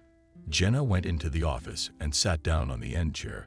As the hostess was examining some documents, the visitor took the opportunity to get a closer look at her future boss. Betty was about the same age as her, maybe 3 to 5 years younger. A strict suit emphasized the advantages of her figure, and the perfectly styled hair showed that this woman was meticulous about her appearance. Betty took her eyes off the papers and looked at Jenna. "And what position are you interested in?" Jenna put a packet of documents on the desk of the head of the company. "I don't care. I'll even take a job as a bookkeeper." The hostess again cast an inquisitive look at her. "Where did you work before that? What is your length of service?" "It's all written down in my workbook." Betty smiled. "Don't take offense at the dry reception. It's a necessary measure because everyone comes in. Some have no credentials at all, but they insist on claiming to be top-notch economists." Betty quickly looked through Jenna's documents and smiled again. "Go to human resources and get them processed. I hope you and I will have a fruitful partnership." The educated applicant headed for the exit, but she was caught up by the same pleasant voice of her boss. "Jenna, when can you start work?" "As soon as tomorrow. I've been dying of boredom in 4 walls for almost 4 months now." "Why'd you leave, if it's no secret?" "My husband's a surgeon, and he's been offered a job at a new clinic." There was a shadow on Betty's face, but she smiled again. "It was very nice to meet you. If you're starting your duties tomorrow, come see me first. I'll bring you up to speed. I'm new to the job myself. My husband used to run the company, but before that my father ran everything." Jenna waited for the rest of the story, but there was none. She realized that her questions in this situation would be inappropriate. At home, she pleased her husband and son. "My dear men, my period of idleness has come to an end, and tomorrow I go to work." David looked at his spouse with disbelief. "It's amazing. People can't get a job for months. But you got in at the first go, and in such a promising position. Share the secret. How did you do it?" Tony decided to put in a good word, Dad. "Don't you know how it's done? A small but preferably expensive present or a valuable envelope with a sum. That's all." The head of the family couldn't stand the insolence of his offspring. "Tony, do you have a warped perception? I have never taken money in my life, so I don't advise you to mention such things in front of me from now on." And the young man grimaced and crawled out of the table. How hard it is to live around the right people. "Dad, but it's a tried and true rule that if you don't give a hint, you don't go." David glared.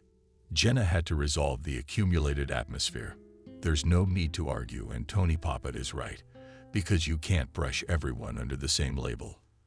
I don't know how things will work out for me in the future, but my first impressions of the company are pleasant.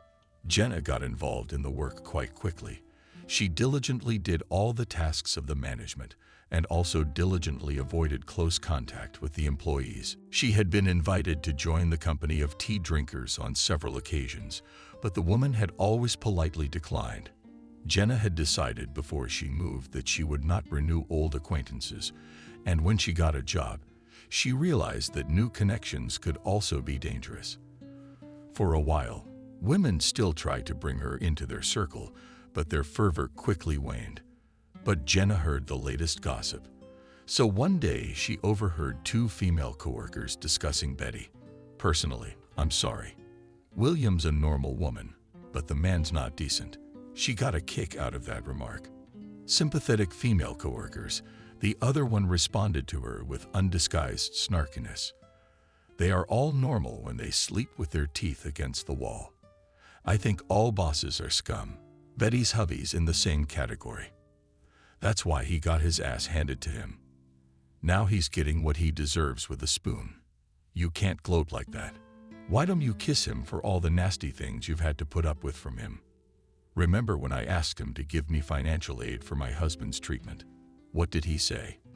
We're not a charity organization to throw money around. The earth is round, and everyone will get their due. And this one got his. Jenna let her guard down and carelessly moved a thick file from the desk. There was a loud pop and the women fell silent. Subsequently, the chief economist had heard such conversations more than once, and the female employees of the department shamelessly wash her bones. But Jenna tried not to pay attention to this unpleasant detail. Outside the window again raged spring, and Jenna wondered how the whole year flew by unnoticed. The long weekend was approaching, and she and her husband planned to go to the village to visit the graves of Jenna's close relatives. But unexpectedly, Tony interfered with those plans. The son showed up while the woman was preparing a meal. "Mom, where do you kill so much for a year?" Jenna looked at her son with a critical eye. "You have a short memory as a girl. I warned you that we'd go to my home village for the weekend." The young man slapped his forehead with the palm of his hand. "Exactly, Mom. I have everything out of my head. I don't have time to go to cemeteries. Tony, we had a deal." "Mammy, my circumstances have changed. I was hoping we could have a little banquet here at home." A beaming smile froze on her son's face, and Jenna realized she couldn't be angry. She sighed doomedly. "And what are we going to have a banquet in honor of?" Tony had gone into his hair. "Mom, to be honest, I don't even know how to say it. About Dad, I'm afraid to even mention it. What is this guy talking about?" First he measured, then he squeezed his eyes shut and blurted it out. "Julia and I have decided to get married." The partition nightboard slipped out of her mistress's hands and her legs became absorbent cotton. Jenna slowly lowered herself into the chair. "Okay, Tony, let's get this in order. Who is Julia? And why did you decide to marry her now?" Tony pulled up a stool. "Julia's my girlfriend. We've been dating for almost a year.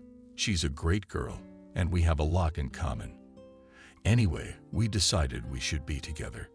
"Son, what about love? We love each other. Why wait till we're old? I'm already 22. Julia's a year younger than me. And then I'm in my last year." Jenna was in a state of stupor for a few minutes, so Tony's enthusiasm gradually wore off, and he remarked resentfully, "You're strange people. You parents only care about your own worries. I came as a human being. I shared my joy with you. And you, Mom, sit like a statue." Jenna made excuses. "It's just so sudden, son. How did Julia's parents feel about your decision?" "Bah, not yet. We were the first to know. Julia's afraid to tell their parents too. Her mom's all right. She's normal. Her father is a real satrap, even though he's disabled. Julia is terrified of him." "Tony, but you're still going to have a serious conversation with your fiancé's parents someday." The boy didn't hold back, looked his mother in the eye. "Julia and I have thought of everything. You are the most reliable person, so you must help us." The woman was surprised, and what will my help consist of? Tony made himself comfortable on the stool again. "Well, for starters, you need to bring your father up to speed. And then we'll organize a little party here, invite Julia and their ancestors. In other words, you're taking it out on us, although your creative ideas are commendable. But I'm not sure my father would go for that. And then you said yourself that your girlfriend's father is disabled. Even a short trip can be a lot of trouble for someone with a disability." Tony immediately became sad. "Mom, you're right. What do you suggest we do? We should change the plan a little bit. That is, have a get-together at Julia's parents' house. Tony mumbled thanks for the advice and, with his head down, wandered back to his room. Jenna continued in a state of stupor. The only thing that was going through her mind was what family? He's just a kid. No responsibility. In the evening, Jenna told her husband everything. But unlike her, David took the news very calmly. Jenna, don't worry. It's true. Almost all men stay boys until they're adults. Let them try to start a family. Maybe it'll work out. And if it doesn't, a man takes his wife's hands in his own. Jenna, calm down. Realize that our son is a grown man. We don't need to patronize him and put up obstacles. If we stop him from wanting to get married now, he could end up a loner in his old age. Let's help him. By the way, I can take over the organization of the Evening of Acquaintance. I will meet with future relatives, talk to them. The woman snuggled up to her husband. What a good man you are, aren't you? And I'm so happy I met you then. I hate to think what would have happened if it weren't for you. And don't think about it, because we agreed that you would never look back. Jenna managed to stick to this rule for a long time, but she had no idea how it would turn out for her to meet the parents of her son's fiancée. David was very surprised when he found out that the father of the very Julia and his patient, who was once put together by one and the same person, did not even know how to treat this circumstance. As the patient had a very difficult character, rather even scandalous, he literally and turned on all the nurses and doctors too. Almost all were to blame for the fact that he will now remain an invalid. David even had to raise his voice once. Listen to me. You were literally put together in pieces. Just by incredible labor managed to save the other leg, which, excuse me for the details, was crushed into a flapjack, flying into the cabin motor. All of this was compounded by the presence of other equally serious injuries and a very impressive amount of booze in the bloodstream. You should be thanking everyone. And you're constantly disgruntled. The nurse girls are doing their best, running in front of you, and you're hiding your anger at them. The patient averted his eyes, though the doctor could see that he wanted to argue only, and muttered, "How would you behave in my place? I was a man, and now I'm a log. I can't walk or do anything. I can't do anything." David sat down on the edge of the bed. "You're wrong.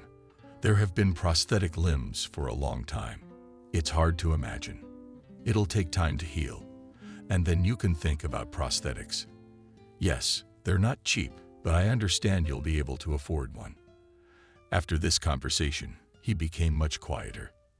And a little while later, a woman knocked on David's door. This patient's wife. "Doctor, I'm sorry. I found out that my husband doesn't give a quiet life to anyone. I'm very ashamed of him, but I've come to apologize. Please forgive me. My husband has always had such a troubled temper." David, I could see that the woman was genuinely upset and realized that she was really ashamed. They talked for a while, and the doctor was not left with a good impression. And now it was her health that he was counting on for the difficult mission he had so recklessly undertaken. Betty came home. Andrew had been out of sorts as usual half an hour ago, but today her out of sorts were far more out of sorts than his. As usual, he began to grumble. "Nobody needs me here alone. It's the so-called daughter who's always out and about. The wife doesn't care about her husband at all. You could lie down and die." Betty wanted to talk calmly, but she couldn't. He got angry. It's not nice when the whole world isn't at your feet, isn't it? He looked at his spouse in surprise. He had long been accustomed to the fact that Betty had somehow withdrawn herself from any business scandals. She minded her own business, stayed out of his way, even when his father-in-law died, and his business was completely taken over. Betty didn't even try to take charge. She was perfectly content to do her daughter's charity work. You know, being a socialite. What do you mean? Or are you just trying to remind me that I'm not human anymore? You know, Andrew, I may surprise you, but your humanity doesn't depend on how many legs you have. Andrew got nervous. He didn't like it very much at all that his wife was now in charge of the factory. He'd always done everything neatly, of course, but it's all women in there. I told her something. Olia, What do you mean by that? If you've been spilled something at the factory, it's the stupidest thing in the world. To believe all sorts of gossip from people who are sticky with envy. Betty smiled. You know, Andrew, if you weren't who you are right now, I'd kick you out the door and out of my life. That he even raised his voice. Who does that woman think she is? Today I was going through some papers in the closet behind the desk. And you know, I came across a very interesting document. I can't say I was too surprised, because I've long since realized that you're the kind of person I'd expect any kind of shenanigans from. But I think it's a bit much. The company belonged to my father, and it was supposed to go to our daughter. But you've decided to reorganize it. I wonder why. Or do you think I'd disinherit my daughter? Andrew's eyes flickered. How could he forget about the fact that a year ago he had already prepared this package of documents, prepared and put them away so that when the opportunity arose, he could quickly sign them.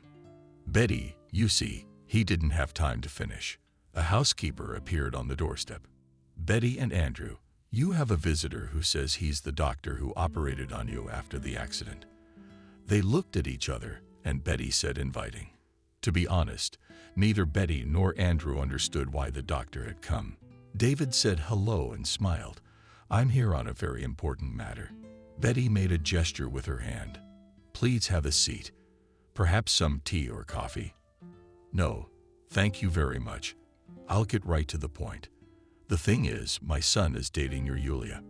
Betty raised her eyebrows. Tony, your son David has raised his hands. So there you go. I'll tell you right away, and then you can answer me. Our children have decided they can't live without each other, and they need to get married. Of course, they're both still quite young. But when do you fall in love if you're not young? We wanted to invite you to our house to discuss the situation, but we thought it would be more convenient to meet at your place. David cast a quick glance at Andrew, who was already blushing with anger. To get married. When she arrives, I'll arrange it. Betty looked at him sternly, and for the first time, Andrew was embarrassed. The woman turned to David. You've thought and decided the right thing. I also think we should talk about it. Talk. Listen to the children. It's quite possible that they have very real feelings. Let's do it this way. Friday at 6 o'clock, we'll see you at our place. David realized there was something going on between the couple, perhaps a power struggle. He got up easily. Oh, good. It was nice to meet you. He walked out. Andrew angrily asked, and what was that? Betty turned to him and smiled radiantly. What was what? Our daughter is getting married, and will probably have a son-in-law to run the company. Andrew even choked with hatred and helplessness. Right, why would he need a company now that he's disabled? Jenna smiled at her husband's reflection in the mirror. But David, like you. He raised his thumb in admiration. Honestly, I don't even know what to say to you. It's like you're 20 years old. So delicate, so beautiful.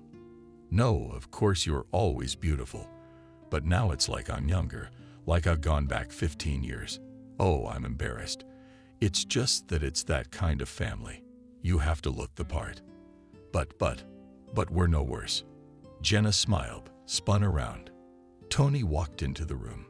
He was wearing a suit that fit him like that one. Mom, how's it going? Well, the groom. Mom, but I'm serious.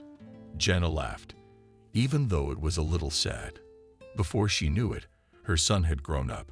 It seems that not so long ago, together with the doctors, they had preserved a fragile pregnancy, which did not want to accept the unsteady body after the illness. But they managed, stood firm, and Tony appeared. All is well. Tony's son finally looked at his mother with his eyes. Wow, you're my princess. David laughed. That's what I mean. On the way, David stopped at a flower store. So, princess, you sit here while Tony and I buy flowers for Julia and her mother. Go. Jenna covered her eyes, trying not to show David that she wasn't feeling well. She hadn't slept much tonight, all because as soon as she fell asleep, she had the same dream again that she had had years ago in the hospital. Jenna jumped up. She was wet with sweat. Her body was shivering, and the small, evil, glowing eyes of the predators were in front of her eyes again. She was never able to sleep again. Memories came flooding back that hurt terribly. She couldn't understand why she was having that dream again. After all, everything was fine now. What if anything, if the disease was going to come back? After all, it happens. After many years, it just comes back and finishes what it couldn't do before. Jenna saw the men returning and smiled. No, it was just a dream after all. When you have such protectors around, nothing is scary. They drove up to a large, luxurious house. The gates swung open and the car rolled into the yard. Jenna suddenly remembered that her boss lived somewhere in this neighborhood. She turned to Tony. "Son, I didn't even ask what Julia Betty's mom's name was." Jenna laughed. "No, there's no such thing as coincidence.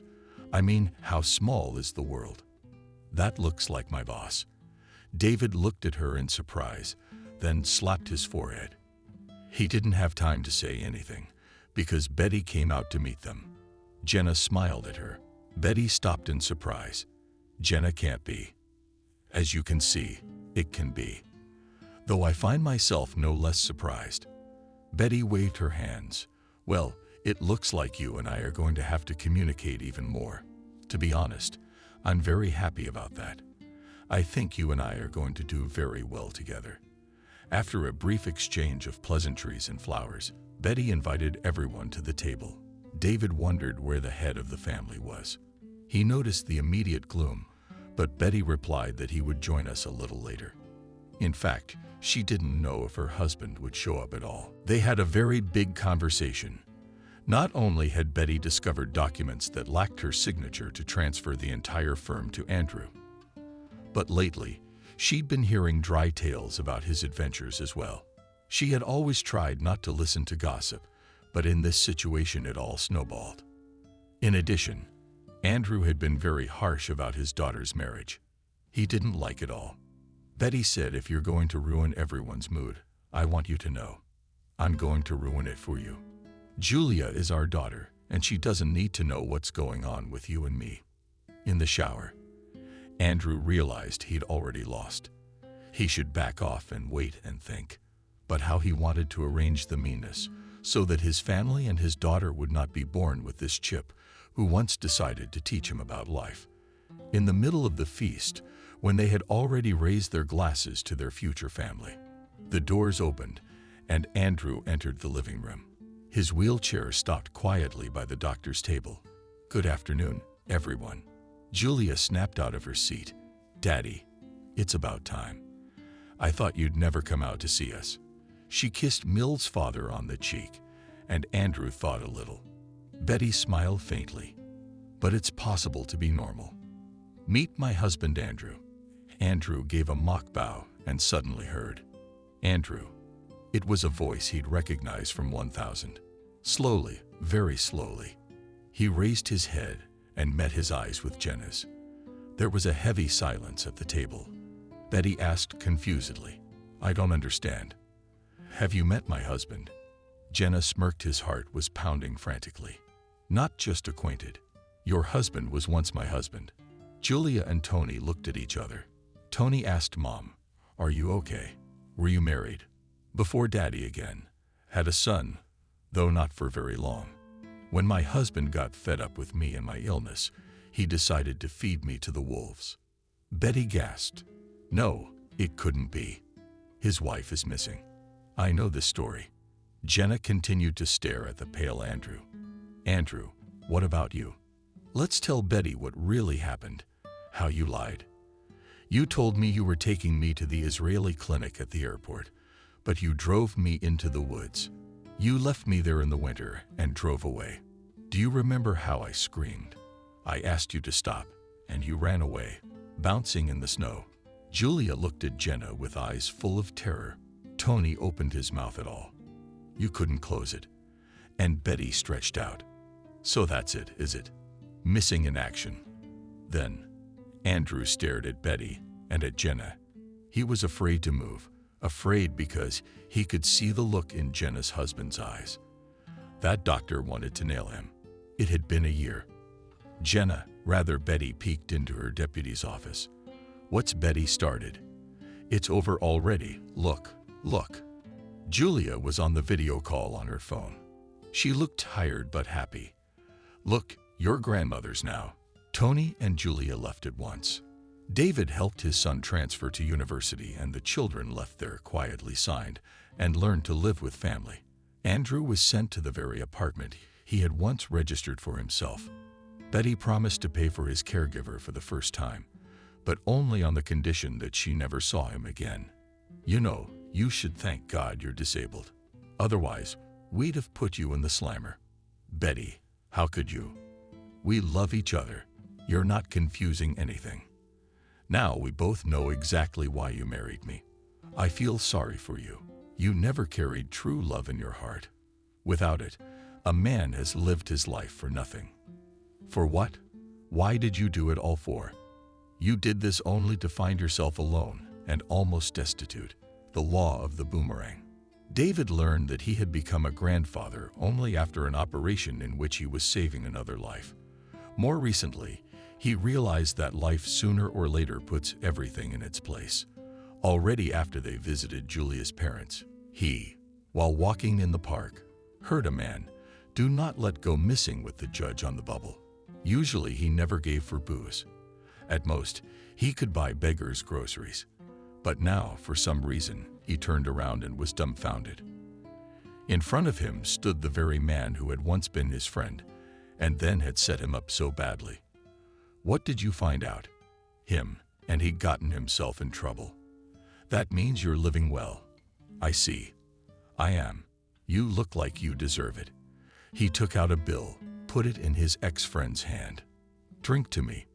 And then he left. There was finally peace in my soul.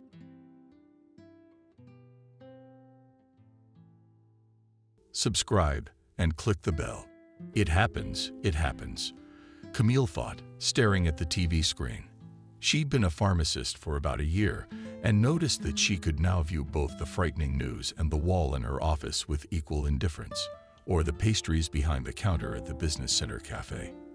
It's not to say that the zest for life has gone away. It must have gotten a little bland. Camille watched trains crash from airplanes without interest. No admiration or anticipation. Tastes like the lowly ruins she used to love to indulge in on Friday. As if at the end of a workday or on a Wednesday to give herself a little dope. A little prohibition. She joked with her office friends. And the joke was a success with them. Dose forbidden. Called small pleasures that allow as if to slip away from the workday. And completely unnoticed by others. So, for example, a delicious and sweet brownie with meringue chocolate touches gorgeous nutty references. Chef Wendy, who worked at Cafe Delicious. The owner made the interior in style with accents on anime cartoons and occasionally added recipes from those cartoons.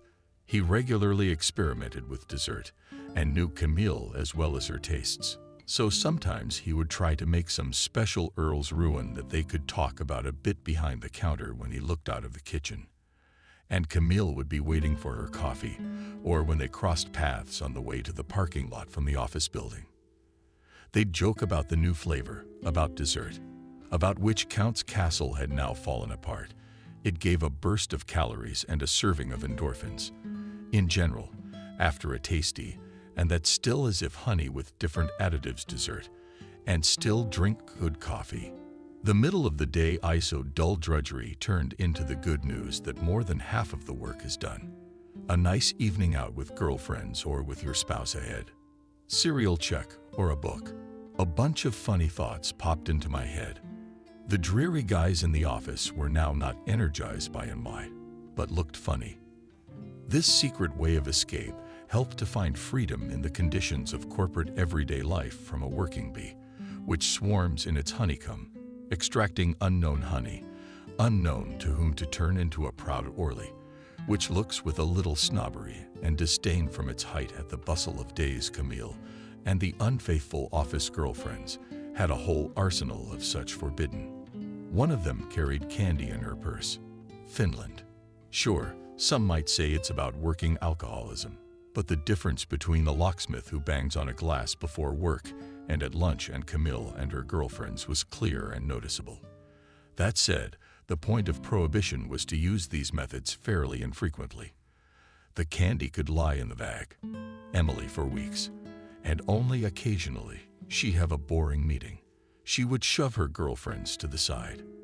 At large meetings, when in a large conference hall, similar to a lecture hall, gathered all departments or mentally pushed to the side of herself, when the boss gathered in a more chamber-like atmosphere only their department and realized its time candy was taken out and handed out of the bag. The chocolate shell was dispensed from hidden behind a sugar on caramel layer of a couple grams of fiery water, flowing over the surface of the tongue of intoxication. Such candies, of course, did not provide any more feeling or flavor. Nevertheless, they always worked for sure. Boring stories and presentations became much more engaging, the lighting more pleasant, and the words of others ceased to give off such a harshness of sharpness. There was now no sharpness in the perception found. The problem was that there wasn't much to it at all. Her friends at work didn't notice the change, mistaking the found apoliticalness for calmness. They thought their specialist Camille worked as one of the deputies in the human resources department of a large logistics company, had learned some special zen. She is, after all, the psychologist that Rick read at the Institute, and still sometimes goes to all kinds of whales. The friends sometimes listened with pleasure on Odin esoteric stories and reasoning, but more for the sake of entertainment and a sense of exoticism. They also treated her to psychological advice, which she gave unobtrusively, but quite accurately well-versed in the peculiarities of each of her friends. However, neither Evelyn was Emily, nor the more age-appropriate. Veronica Platonovna did not particularly listen to this advice. After all, where is it? Psychology and life. Here, too, everything is clear without any psychology. Sebastian, her spouse, didn't notice the change either. In style, he did not feel her particularly well, and outwardly they remained passionate and active in their communication. Sebastian tried to be sweet and caring, but for the most part, he played the role as if he were always standing on stage in front of an audience that was carefully observing and evaluating his playing the good and caring spouse. So Sebastian, whom Camille in her esoteric way called Chance, was a word associated with peace, and at the beginning of the relationship he could really give some kind of marvelous peace, more concerned with playing well and being more contented with the audience than with Camille herself. Of course, it became more noticeable that she was more silent or more often wanted to stay at home than to go to a concert or for a walk. But Sebastian thought they were becoming more serious and in some ways boring neighbors. But such is the natural course of things, and the audience watching them play the role of a good family not only doesn't accept such boredom, but thinks it's important for good families to be moderately boring, quiet. In addition to the girls from work, Camille had two friends. Camille considered the two of them at once and did not particularly distinguish between them. But others still thought that the huge tunnel bass and the Institute girlfriend Wendy should not be equaled. Camille was of a different opinion and thought that a dog was also a human being. At least her Jenna certainly was.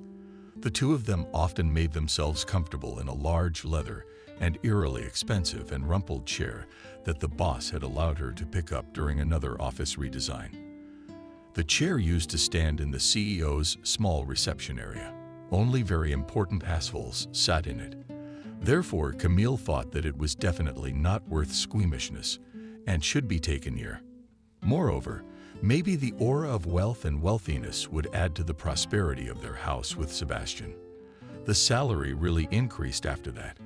Camille also had a couple of students whom she sometimes helped by tutoring. But was it the result of aura, wealth, or the planned indexing of salaries and Yandex advertising? Camille left the questions unanswered. After all, how could one know? Maybe the decision to moonlight as a tutor had come after sitting in the chair, but would have continued to sit on the couch with Sebastian. At most, she'd have thought of a new card with a check on it. Anyway, Camille and Jenna would often sit on that immense, giant-looking chair and stare out the TV or window. Nellie would lay Camille's head on her chest, and Milo would sing. Sometimes they would stare into each other's eyes for a long time. Camille would shift her gaze to the sky outside the window and catch the feeling of ultimate serenity. It also seemed that Jenna understood her well without words, and their conversation was at least as good as the pleasant chit-chat with Wendy's friends. And irregularly they even sat, probably lingering on Wendy in the narrow kitchen and drinking strong coffee, heavy and thoughtful conversation discussing the news and long philosophical musings. Wendy, unlike her found girlfriends at work, understood psychology, and out of the five she not only could keep the conversation on topic, but had something to say. Here's the thing. It may seem vulgar and primitive to you, of course. Wendy ran her fingers over her crumpet and a detached gaze contemplated the branching trees outside the window of her crusty apartment building. There is androgen. And the idea of a whole person of both sexes sort of is. As if there is, nodded the person sitting across from you, Camille, enjoying the inspiring rush of your coffee enthusiasm, inhaling the coffee and anticipating another deliciously funny conversation with her friend. In the communication of the sexes, which is also called at us decent young ladies intimate, harmony is kind of restored and we create a goddess, that is, a perfect being. Right. Pistil mysticism, stamens bolts, and nuts, an elaborate harmony. I understand your irony. Wendy gave her friend a brief glance with a smile. But in essence, it's bolts and nuts. So right off the bat she sort of said what might seem vulgar. Kind of go on. As if to heed your speeches with all seriousness. Before the section, Camille amusingly raised a cup with 2 fingers and portrayed a concentrated look. Then the attention about taking out, Wendy leisurely and majestically put her palm down on the table and said in such a solemn tone that both of them could hardly restrain themselves from laughing. However, they loved to bring each other humor to exalted moods, the joy of laughter, but at the same time to hold back and as long as possible do not go into a prolonged laughter. Okay. Here's the scheme is such a scheme from sipped more coffee. Wendy slightly moved the cup to gesture more comfortably over the table. There are 7 basic checker. There definitely are, but there's also like a physical body. A case of saying little beyond that. Don't be shy, Camille said. But the bodies are different for aunts and uncles. And what do we see? Asked Wenduja. We see a table, but is it really there? Apparently, the Baltic screws, or rather, nuts, in general, convexly these. Now this is all a joke to you, of course, but look closely. There's the young, the hara, the lower chakra. What do we know that's convex? There's finally some understanding. That's right. And underneath, our bodies are convex and bulging. They both laughed and paused for a few minutes to catch their breath and to sip the sweet and strong coffee that sent shivers down the back of their necks. Wendy continued with this is what a hammer is. Chakra. That's right. The main chakra that conducts like energy, vitality the most basic and gross, survival itself. And who are the most defiant? Rats, cockroaches. No, men. That's a bit controversial. How about Africans or homeless people? Camille asked. The toughest living men, that's why they have a bulge. And we're right, what's higher? If you're talking about genitalia. Well, let's take the breasts theme even further. You won't be bored. It's a real pleasure and a bit of a thrill, said Camille. Now on the subject of arousal, Wendy continued. Who are the sexiest, kind of attractive and passionate girls? That's right. And that's why if you look at the part that decent young ladies can only call babes in the kitchen and in the company of a friend, you'll see that with us young ladies it's kind of bulging. It's anatomy. But in men it's at least flat. Why is that? Maybe it's an anatomy thing. Of course it is, but at the energetic level, at the level of subtle anatomy, we have this center more developed.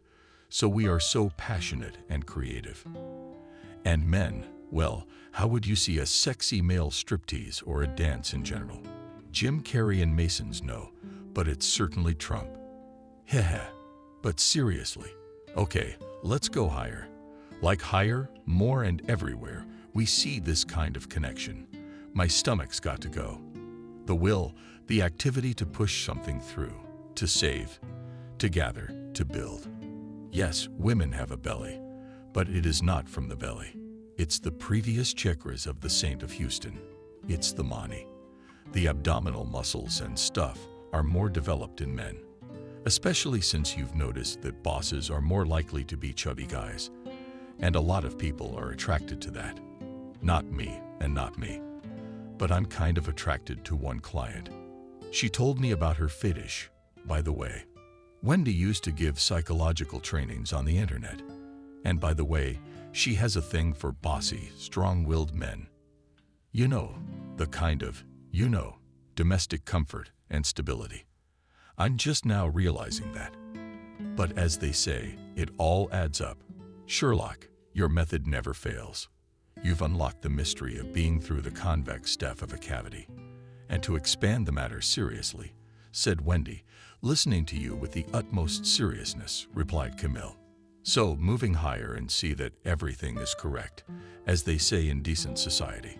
Flipboards. Obama, but hear about the exchange you kind of accurately said. Basically, the breasts are at the level of She Hut. That's why we're so loving. We kind of have it right out there.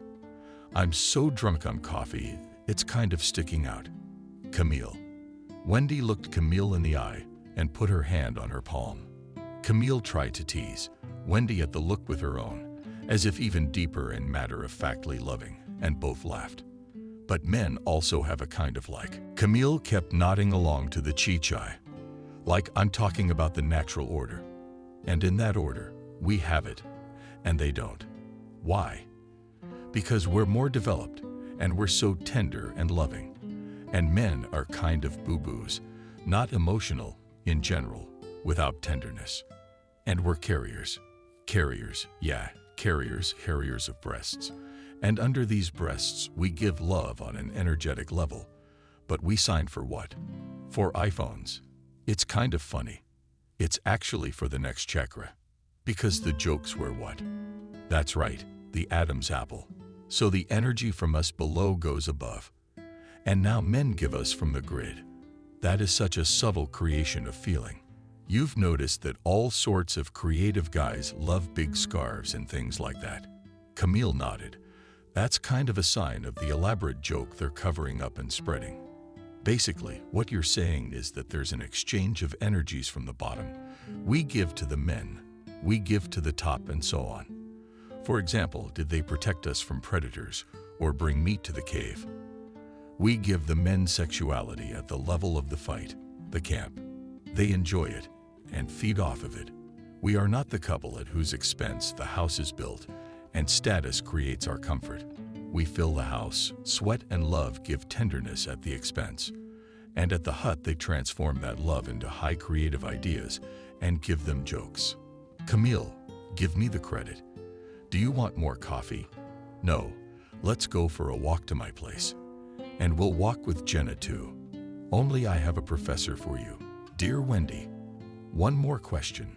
Where's the upper chakra? Okay, but not on the way. Then we'll go to Rainbow Smile. I need to see something there. Regarding your question, Wendy matter-of-factly corrected her large glasses without Desperas, which she bought because it's sexy and also ironic, and looked at Camille sideways. You make all the right points. There is a third eye, or as we real Hindus say, that's good. Above it, 1,000 lotus petals blossom on the top of the head. You want to know if there's a trade. I want to go to the bathroom more. I'm gonna run. You talk. I can hear everything. Camille got up and went to the restroom next to the kitchen. Well, my Lakshka, I will reveal to you the truth that there is no exchange on these. There are only higher realms and independent progress. Then what's the point? Speak. I hear you. Camille went to wash her hands. The point is that you create a harmonious unity and then rise with knowledge as if by yourself to the higher worlds. No, my shampoo is new. Wendy shouted the shampoo phrase louder. Camille came to the kitchen with a bottle in her hands and, sitting down, began to read the composition of the same. Honey did not see the most important thing. Well, Camille abruptly broke away from reading and walked over to her friend. Funny, insistent stare. No need to get so worked up. Wendy adjusted her glasses again. Everything has its turn. You haven't considered or asked, of course, what happens when you lack energy on some level. It's known to be debauchery and drugs. Well, you're right. Wendy's tired of playing the professor. All sorts of deviance and disharmony sets in. Anyway, to make a long story short, let's go pack. If one level is lacking, the next level is also bad. For example, if a man hasn't built a house or achieved anything, the girlfriend doesn't give him love. By the way, the logic is vulgar, but money can really kind of buy the tenderness and love of the manipulator. It is, after all, money, the ability for money to accumulate and own. Sure, it's vulgar sounding, but it's essentially an exchange of energies. In general, you mean that in a normal couple everything is harmonious and such a mutual exchange. And if there is not enough of something, then there will be imbalance or balance on the side. Give me the credit. Clearly understood. How's that sound? It makes sense, and you can't argue with anatomy. Oh, and I'm gonna need that anatomy flash drive. Why do you want me to watch it tonight? It's in my living room somewhere right now. What about you and Sebastian? There's no imbalance anywhere. Yeah, it seems fine. She's not running around looking for balance on the side. Walks, long walks. Camille used to go out with Wendy as much as possible in her spare time, but she got bored with it. And Camille wasn't enough. She discussed various sad news stories, which she watched with as much indifference as she talked about them. But Wendy was getting bored with these conversations. It seemed that her friend had become too cynical. Camille, however, was not cynical. Her personality type was not inclined to cynicism at all. It was just the bland taste that bothered her for some reason. Maybe I'm less of a problem, she asked Wendy. Or maybe there's more money, she asked. But that too. That's my soul getting fat in ridiculous comfort. You know, I'm getting good money for tutoring. It's kind of like a kind of income for fun now. I mean, if you look at my previous living conditions, I've never been more comfortable. In a way it is, Wendy replied. If you were my client, I would tell you that we have been fearful creatures for centuries, hundreds of thousands of years, trying to survive in a harsh jungle. And now we can enjoy comfort. Therefore, the search for suffering or adventure is a purely logical process for us that we should not be frightened of. We should curb this urge, turn it into a tool for the realization of tendencies that are useful for us. If you, Wendy, were to give me such nonsense in a session, I would lose faith in people and in the training of professional psychologists. Wendy playfully got into a fighting stance, as if defending her skills. Camille copied her stance. They laughed and walked further down the fall street. The world is starting to turn yellow, Camille said, looking at the crowns that had recently begun to turn yellow in gaps in their emerald temple. You know, I think maybe the devil has forsaken me. More details, please, about Wendy's cheerfully amused tone. And looked at her friend, eyes bulging a little. But you know, a lot of people say that it's a problem to lose religion, or that you'll be left by some kind of God presence. Well, I don't think you have to worry about that. First of all, there is nothing you can do, and if you think logically, what kind of worries can there be about it? The devil is another matter. If he tempts you or hinders you in some way, then you are definitely, well, or with high probability, a good person. But if he left you, why should you be afraid? Everything is clear with you. You don't need to be tempted. That's an interesting thought. Who did you read it from? Yes, I didn't read it myself. I'm thinking about problems, about their absence, about fat comfort, and strange hopelessness. I think maybe that's the problem. Yeah, girlfriend, you're not talking to a psychologist. You're talking to a theologian. Are you suggesting we go to church? They both looked at each other. Okay, I don't want to burden you. I'm gonna go talk to the German girl about soap operas. Maybe intellectual fast food makes your soul fatter, asked Wendy. Maybe the question is whether she can marry at all. The question is whether you remain attractive. The question is beside the point, replied Camille. Since Sebastian can't reach me or see me there, as probably no one else can. Okay, bye. Bye, Sebastian. Hi. In the evening, Camille watched the show in the armchair with her, and she spent the week with Sebastian on her free days, so they didn't go out much. Except sometimes, they hung around the house and went to cafes to sit in the company of other people, to show their presence in the world. They often walked to the parking lot together, and usually ate at home before work. Sebastian worked as a contractor in construction, and due to his malleable style had good orders and good income. In this field, a lot depends on government contracts. Everyone is tied to the budget in one way or another. That is why those who work for patriotism are successful. It is necessary to express loyalty to everything from thoughts, bosses, and decisions of large developers to news about new bills and the next successes in the geopolitical arena. At the same time, loyalty should be expressed ahead of time. That is, before it is necessary to formally confirm one's allegiance to the party's course. Sebastian was good at this. Moreover, he understood for himself who he was. In the Soviet era, such a person would have been called a sycophant. But Sebastian was good at this dish called outer loyalty. He really knew how to play the good guy. In a way, being good at everything. And if you didn't really deal with his ideas, you couldn't mess with them. And the country and business always needs a good guy like that. Sebastian was good at his estate, in fact, and it was because of his image that he was able to build a relationship with Camille. He understood Camille's psychology well and understood her instincts and impulses in many ways better than she did herself. He did not want to put things into words or think about them. Sebastian only sensed when to let Camille be frightened and then to calm her down. He knew in front of whom and in what situation to play the cool driver, and when to look at everyone with arrogance and squeamishness, as if external conditions did not concern him at all, and he was above mediocre experiences. Always he framed his reactions and behavior in a way that made him look winning. And this strategy had an effect. Of course, if you take apart all these techniques on paper, try to reflect on who Sebastian is, who he is. If you take apart his movements individually, it's obvious that the guy is a hypocrite at best. Though even so, one could not raise a hand to condemn him, as they say. After all, Sebastian, like so many other people, actually wanted happiness for himself.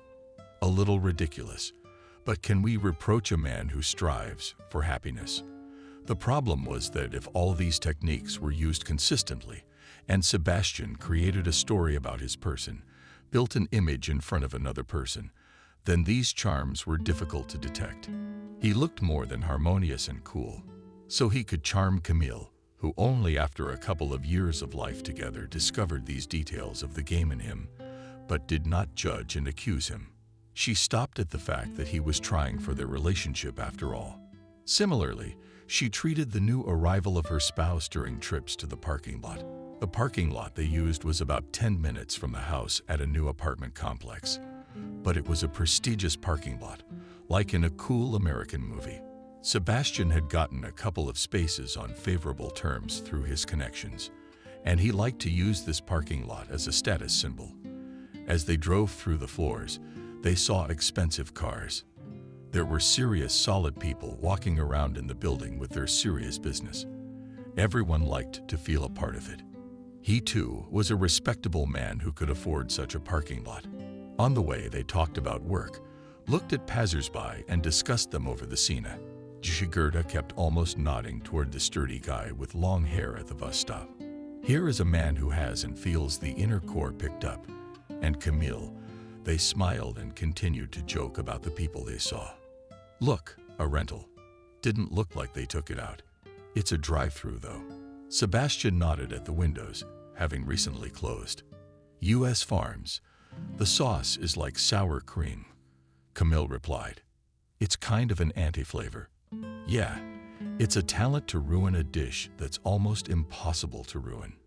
It takes a lot of effort. Camille echoed the same sentiment. It's a good thing they closed. This is what their typical dialogue looked like.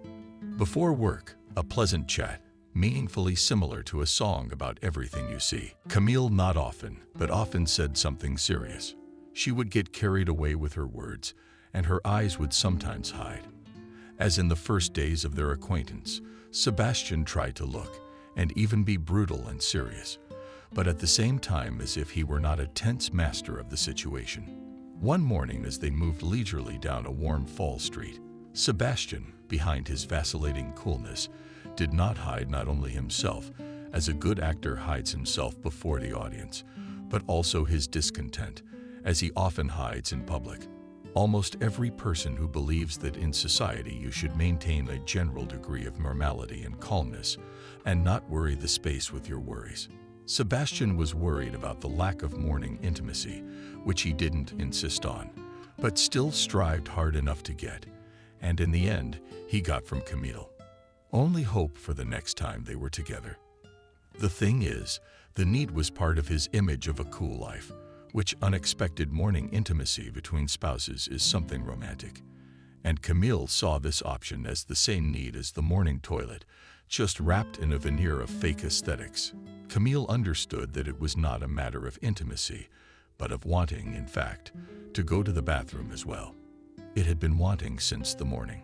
She understood that there was much more physiology to it, so unobtrusively dismissed gradually the claims of a sweet morning. Sebastian knew, however, that he would have a sweet morning anyway. Let's go take a look. He pointed to a new coffee shop that had been opened where the farm used to be. Nastya immediately understood what was going on and didn't argue. Of course, let's go. We're a coffee shop. We need to know the nearest points. On the one hand, they really both drank coffee regularly. On the other hand, they drank a cup of coffee in the morning, sometimes in coffee houses, and sometimes they took a strong cup of instant coffee with condensed milk. Before watching movies experientially, they found that the effect allowed them to go deeper into the movie, to relax their bodies almost completely, but still reflect on the picture. Did Camille often have coffee with Wendy or before the end of her shift at work with her friends? The coffee jolts, however, were clearly an exaggeration. Not to say that they couldn't do without these effects at all, and were somehow addicted to coffee drinks. For Sebastian in general, the cup was more often important, because the cup was a symbol of a cool modern guy who goes about some important business with this cup, and with a sip the cup gave a pleasant feeling. With each sip it made Sebastian feel good. He felt especially good when he managed to show up in front of someone with a cup of coffee. There were a lot of coffee shops on the way to the parking lot.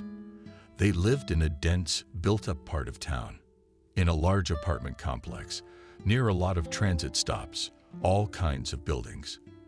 And Sebastian started stopping in occasionally on his way out for another drink, reasoning that he wasn't awake. Camille knew he wanted to walk coolly to his car in the parking lot with a drink in one hand and a key fob in the other, and that someone important and serious who uses this respectable parking lot would see him like that. It wasn't the first time Camille had made jokes about coffee junkies. Only this time, she knew Sebastian wanted to flirt some more with the young barista they had seen there earlier. She knew that Sebastian wanted to prove to himself that basically he could pick anyone at all and give himself a sweet morning. He could, but he didn't really want to.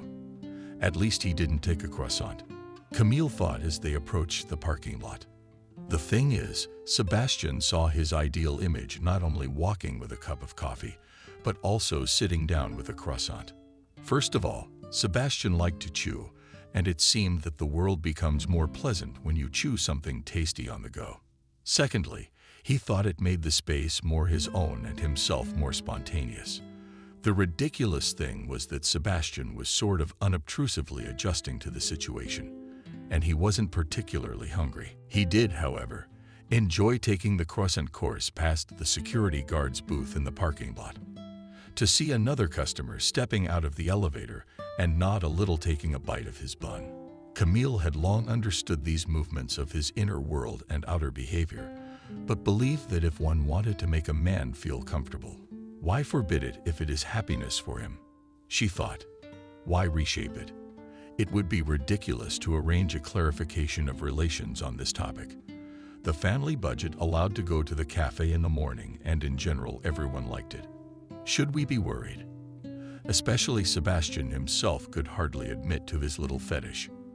Probably for him, such a thing would be a serious problem as for an actor who was exposed on stage and now awaits some frightening unknown. Sebastian-like, eating my croissant in public and feeling cool. It was a thought Camille had come to terms with, though sometimes thinking about it and watching him, if not frightening, seemed to expose some strange thoughts. When Sebastian bit into his croissant at the perfect moment, for example, after a serious phrase he had said on the phone, and when he was noticed by another person, and Sebastian looked solid and businesslike, but at the same time as if he were his own guy with a bun. He looked, if he didn't bite the gentleman by the beard, he was definitely tugging at some sensitive part of the world that might be giving the average man some tasty and useful juice. Probably the teat of some peaceful world cow that nourishes all living things. But if one pressed a little on the bite, then with the milk would flow the blood of that cow. And it seemed that Sebastian, with such prizes in front of the invisible, but more real, at least for him, than the visible reality of the auditorium. After all, it was not only the oncoming person who looked at him, but the world in general wants to achieve just that. Over Kosovo does not want to commune with this blood because he thinks that something true and something at least happy is hiding from him, hiding somewhere in other people's lives, in beautiful movies.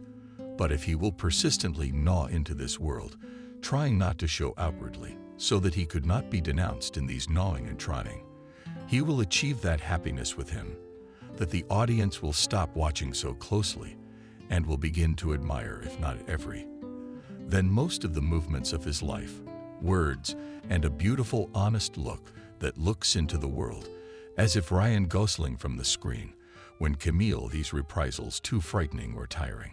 She could cut a situation short with a mocking phrase or a look.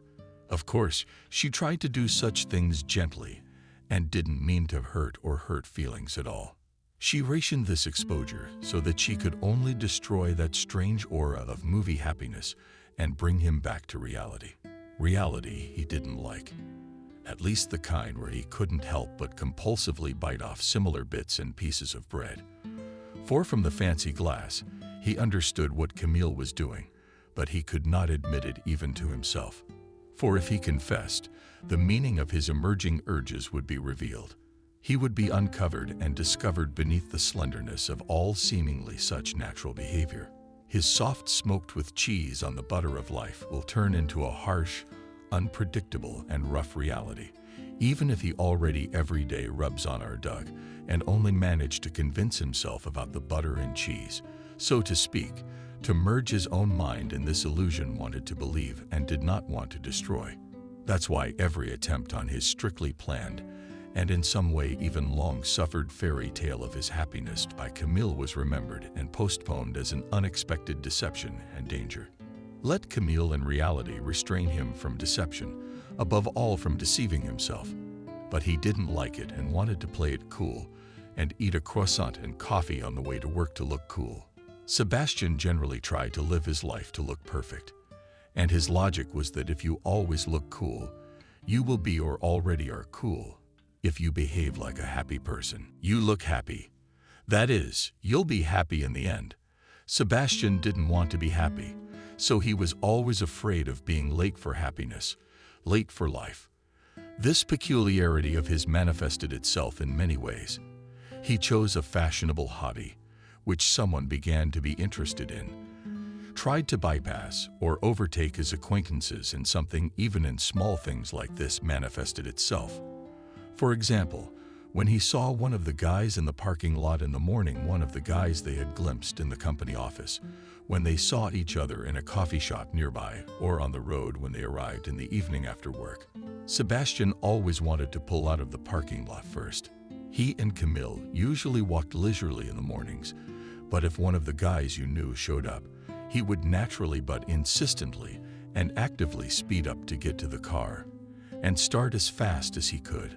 Although on other days he could first walk Camille to her compact sedan to look at the car, a little chat, wish her a good day, and only then go to her car. It was similar in the manner of communication, in the choice of opinions, behavior, hobbies. Sebastian aspired to the place where he thought it was possible to look happy and feel happiness, which, by the way, was illustrated by a famous proverb. But Sebastian believed that, in the end, it should still become good where he is, and sometimes really captured moments of inner harmony and very sublime feeling when he thought that everything in this world, in this life he has cool, and he himself can be an example of a good and happy man. As we know, every man strives for happiness. Wendy did her professional wise owl look, although Camille, having watched a couple of recordings of her online trainings, called this characteristic technique cheap hypnosis and slowed down the speech literally for a second, so that the client caught up not only the meaning of the words, but also emotionally energetic message. The current Dalai Lama states that, in a sense, all living beings strive for happiness, and that is the natural process. You see, we cannot deny that human beings want to not suffer. Moreover, our inner suffering can be much more significant and sensitive than our outer suffering. That's why you make an appointment with me. Sit down in front of a laptop screen to talk about your problems. Talk it through. As a way to get out of your misery, to understand the cause and eliminate them if you want. Perhaps consider them in a different way. We psychologists are modern-day shamans, that is, soul healing specialists, and you are ordinary people. Come to us to talk the problem out. Vanessa, if you find it therapeutic, use this kind of magical interpretation. Consider our sessions as conspiring problems. You know how the witches in the villages could heal all kinds of pain. Wendy realized that a large mug of coffee had to be brewed. Talking this time was more involved than usual. In most sessions, she gave a set of 3 true questions, and the patient client would talk at length about herself. And she would listen and sometimes throw directly to the camera. A thoughtful and sharp look, creating a very effective illusion of understanding and presence. Once, for fun, she even discreetly played Kennedy in a session. But to do such a thing again was not allowed. The categorical imperative and moral law within her. And the sweet Irish coffee, parting glanced up at her from the bottom of the cup, waiting for the last sip. Not easy both sips, thought Wendy, and began to remember a recent Scandinavian movie about how people lack always a small portion of alcohol in the blood. And if this level is maintained, it is possible to achieve a feeling of permanent happiness, at least on a hormonal level. Clearly, the heroes of the movie. School teachers first sang on the idea of testing the thesis, and then got drunk. And some of them even got fired. But who can fire her? And she sits in her underwear with legs, in a basin of warm water to think better, but at the same time not to strain, speaks, and for every word she says, she gets good money. At the same time, she is paid not so much for her words as for the time she fills with those words. That is, timing is important. In the art of stretching it, Wendy would be the envy of Dumas himself, who was paid by the lines, and so he loved to spell out dialogues with phrases of a couple of words. Long dialogues, which probably pleased many school children that the pages of such books are read much faster. And you don't have to think about the dialogues. Wendy once thought about it and noticed that a lot depends on the content.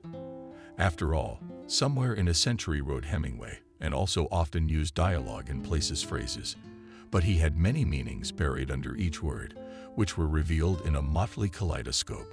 It was worth only the reader to look into these words under the phrases of Dumas were buried under the coins that he received for each line, and probably his own vanity of yet another smart guy who had managed, as they say, to screw the system.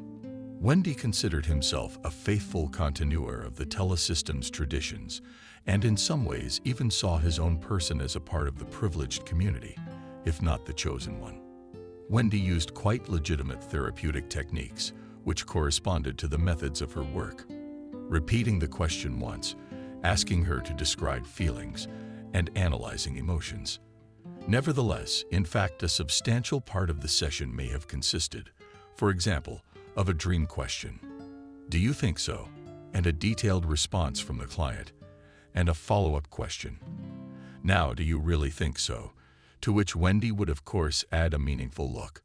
And if she realized that the client, as they say, does not particularly understand, could in combination with a look to take the soul of glasses and slightly shift them down, making as if a smart teacher's look from behind. Essentially, real and honed. Wendy's professional skills consisted of being able to pinpoint exactly who she was with. Such a technique was possible to use. And for whom should it be used? Only a deep and thoughtful gaze, which was required while being really diligent in filling it with emotion, sincerity, and empathy. Analyzing emotions was one of the respected methods for Wendy, being not only a woman, but also a very popular and experienced commercial psychologist, knew that women were happy, indeed, especially in confidence, to talk about their own feelings. Not all of them, but of her clients and in general of those who use the services of psychologists, almost all of them. So there was always an opportunity to turn the session into a mixture of therapeutic meditation combined with the use of psychotherapeutic techniques. Wendy would set clear tasks, for example, to talk about the colors of the emotions the client was experiencing. After that, she could tell a little esoteric detail about thought forms and the presence of each thought-emotion bundle. Real appearance, which could be fixed by people, if it were not for the limitations of their perception. After that, it was possible to ask a lot of repeated questions about emotions, work through feelings colored in different colors, and much more. The point was that clients liked this kind of thing and were eager to engage in stories about the color of their own feelings and the variety of experiences. That said, the clients, unlike Wendy, were generally unaware that the more one talked about feelings, the more words and details would appear in addition to her professional inventory. It stretches the timing, and as if not quite legal, but generally acceptable and quite useful successors. Try saying each word leisurely. Feel your speech and feel what you fill those words with. Long and meaningful stares into the camera. Concentrate on the breath of silent meditation. Of course, Wendy would not allow herself to suggest silent meditation for the entire session. But if it got tiring and she didn't know how to end it, she doubted it would have a good effect. At the end of the session, she offered to meditate on what had been said and portrayed full inclusion in the process. Outwardly, this inclusion was expressed by sitting with closed eyes and wrinkled eyebrows in front of the camera. Although she had acquaintances who were already putting together online meditation groups and practicing for at least an hour at a time, collecting a good income, some objected that scolding such gatherings was not the point, and the point is to be present and silently concentrate. To which Wendy logically parried that such practices are also available in elevators, public transport, queues, and traffic jams. And unbeknownst to her, perhaps the company of much more conscious citizens will be nearby, and the effect of silent concentration, accordingly, should be of higher quality. The quality of life is largely determined by the quality of one's inner state. Wendy stopped remembering the Scandinavian movie and sad about not yet up to coffee. What do you need 1 million for expensive sneakers if you have no feet? But what are your feet for? If you don't want to run, you don't know where to go. If you're confused, what do you use the tastier food for? If you are annoyed about nothing, will you enjoy the attention of a beau? If you are rubbing ridiculous reproaches out of yourself, Wendy knew there were still about 10 minutes left. During her sessions, she purposely didn't look at the time so that she could be fully engaged in the integrity of the process and not be distracted, and set a timer to report back. But the problem, Vanessa, a sales rep from Ugra, was not presenting a problem. How to solve it? At the same time, Vanessa was a valued customer from all sides, a wealthy and status provincial who was good at her job. But from the field of psychology, she knew only the TV series Deceive Me, which she did not watch, preferring popular comedies or series about brave special forces or something similar. Clearly, you want to choose one of your girlfriends. First of all, there is an internal conflict. In addition, you must competently use their resources emotional. There's a lot of meaningful looks here too. And realize that you have one life, one you, and you want to be happy. Which, as we have found out through many examples, is well worth striving for. Which is quite normal, you know. Wendy, you make a good point, but it's the very question of that choice that concerns me. You're right to speak for me. No one can make me happy or do the inner work. A woman with a fake tan, a large face and large parts on it with the look of a trusting sheepdog, and an expensive necklace looked at Wendy from the screen. But it's hard to choose, isn't it? We've been friends for so long, and you say we have to decide. No, Vanessa, look, you're the one talking. And you know, you and I are just actualizing your intentions in words. I mean, we're expressing in speech what you have, but you're not saying. You yourself know that you should choose one of your friends for further communication and cut down on communication with the other one. Only in this way you will be able to build your career normally and be, as they call it, in the resource. Wendy, I remember you said that in order to build something, you need to destroy something. But is it worth destroying a relationship like this? It seems a bit far-fetched to me right now. Vanessa, I had a similar situation. In general, there shouldn't be such frankness between us. But I'll tell you in a friendly way. Wendy did not want to strain herself and thought of a way to end the session smoothly. I also had two friends, Nancy Vysotskaya and Evelyn. They and I were in psychology school when we had to write our thesis. I was able to make good points with each of them. But Nancy was not the best influence on the zone of my immediate development as a scholar and professional. Evelyn, when she once had a seizure right in our faculty lab, told me to take the necessary measurements. I was writing a paper on psychophysiological traits at the time, and I had to go to hospitals to take these measurements for my thesis. What was difficult? Evelyn thought first of all not about herself, but about me. And then, by the way, when I visited her, she herself offered to make the measurements I needed, which was much more convenient than recruiting an experimental base with unknown people. And in the hospital, she got to know the other wards. Only for what? Right, so she could take measurements when I visited her. Who do you think I kept in touch with after my master's program? Probably Evelyn. Vanessa responded to Wendy's expressive stare by staring at her from the screen. Right? The question was rhetorical. Wendy continued enthusiastically, as she knew the timer was close. I've been in touch with Evelyn further, and we have a good experience with each other. Enriching each other, you know, exchanging energies. You have a similar situation, and you know the criteria of choice, and you can quite easily make an analogy from my story and draw conclusions about your inner contradictions about it. Let us look at the ideas of inner integrity that we see in the so-called Jungian notebooks. You've probably heard of him.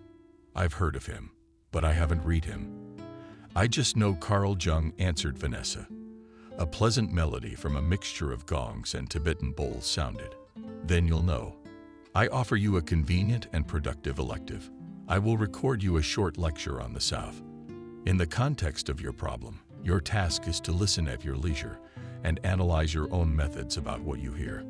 We can move the new session a bit if you need more time, or we can call as always and discuss it, given that I will record the lecture especially for you, and I will have to work through the material additionally.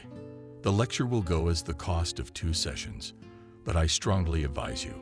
Of course, Wendy, I remember it's a psychological mechanism, and when we pay a lot, we value the product more. I remember, Wendy. Vanessa smiled and nodded. Okay, well, I don't feel comfortable distracting you from other things. I'll have the fee for the lecture and the next session in an hour. Thank you, Wendy. You should remember that the best gratitude for me is your peace of mind, development, and prosperity. So think about yourself, analyze, use our work. Bye for now.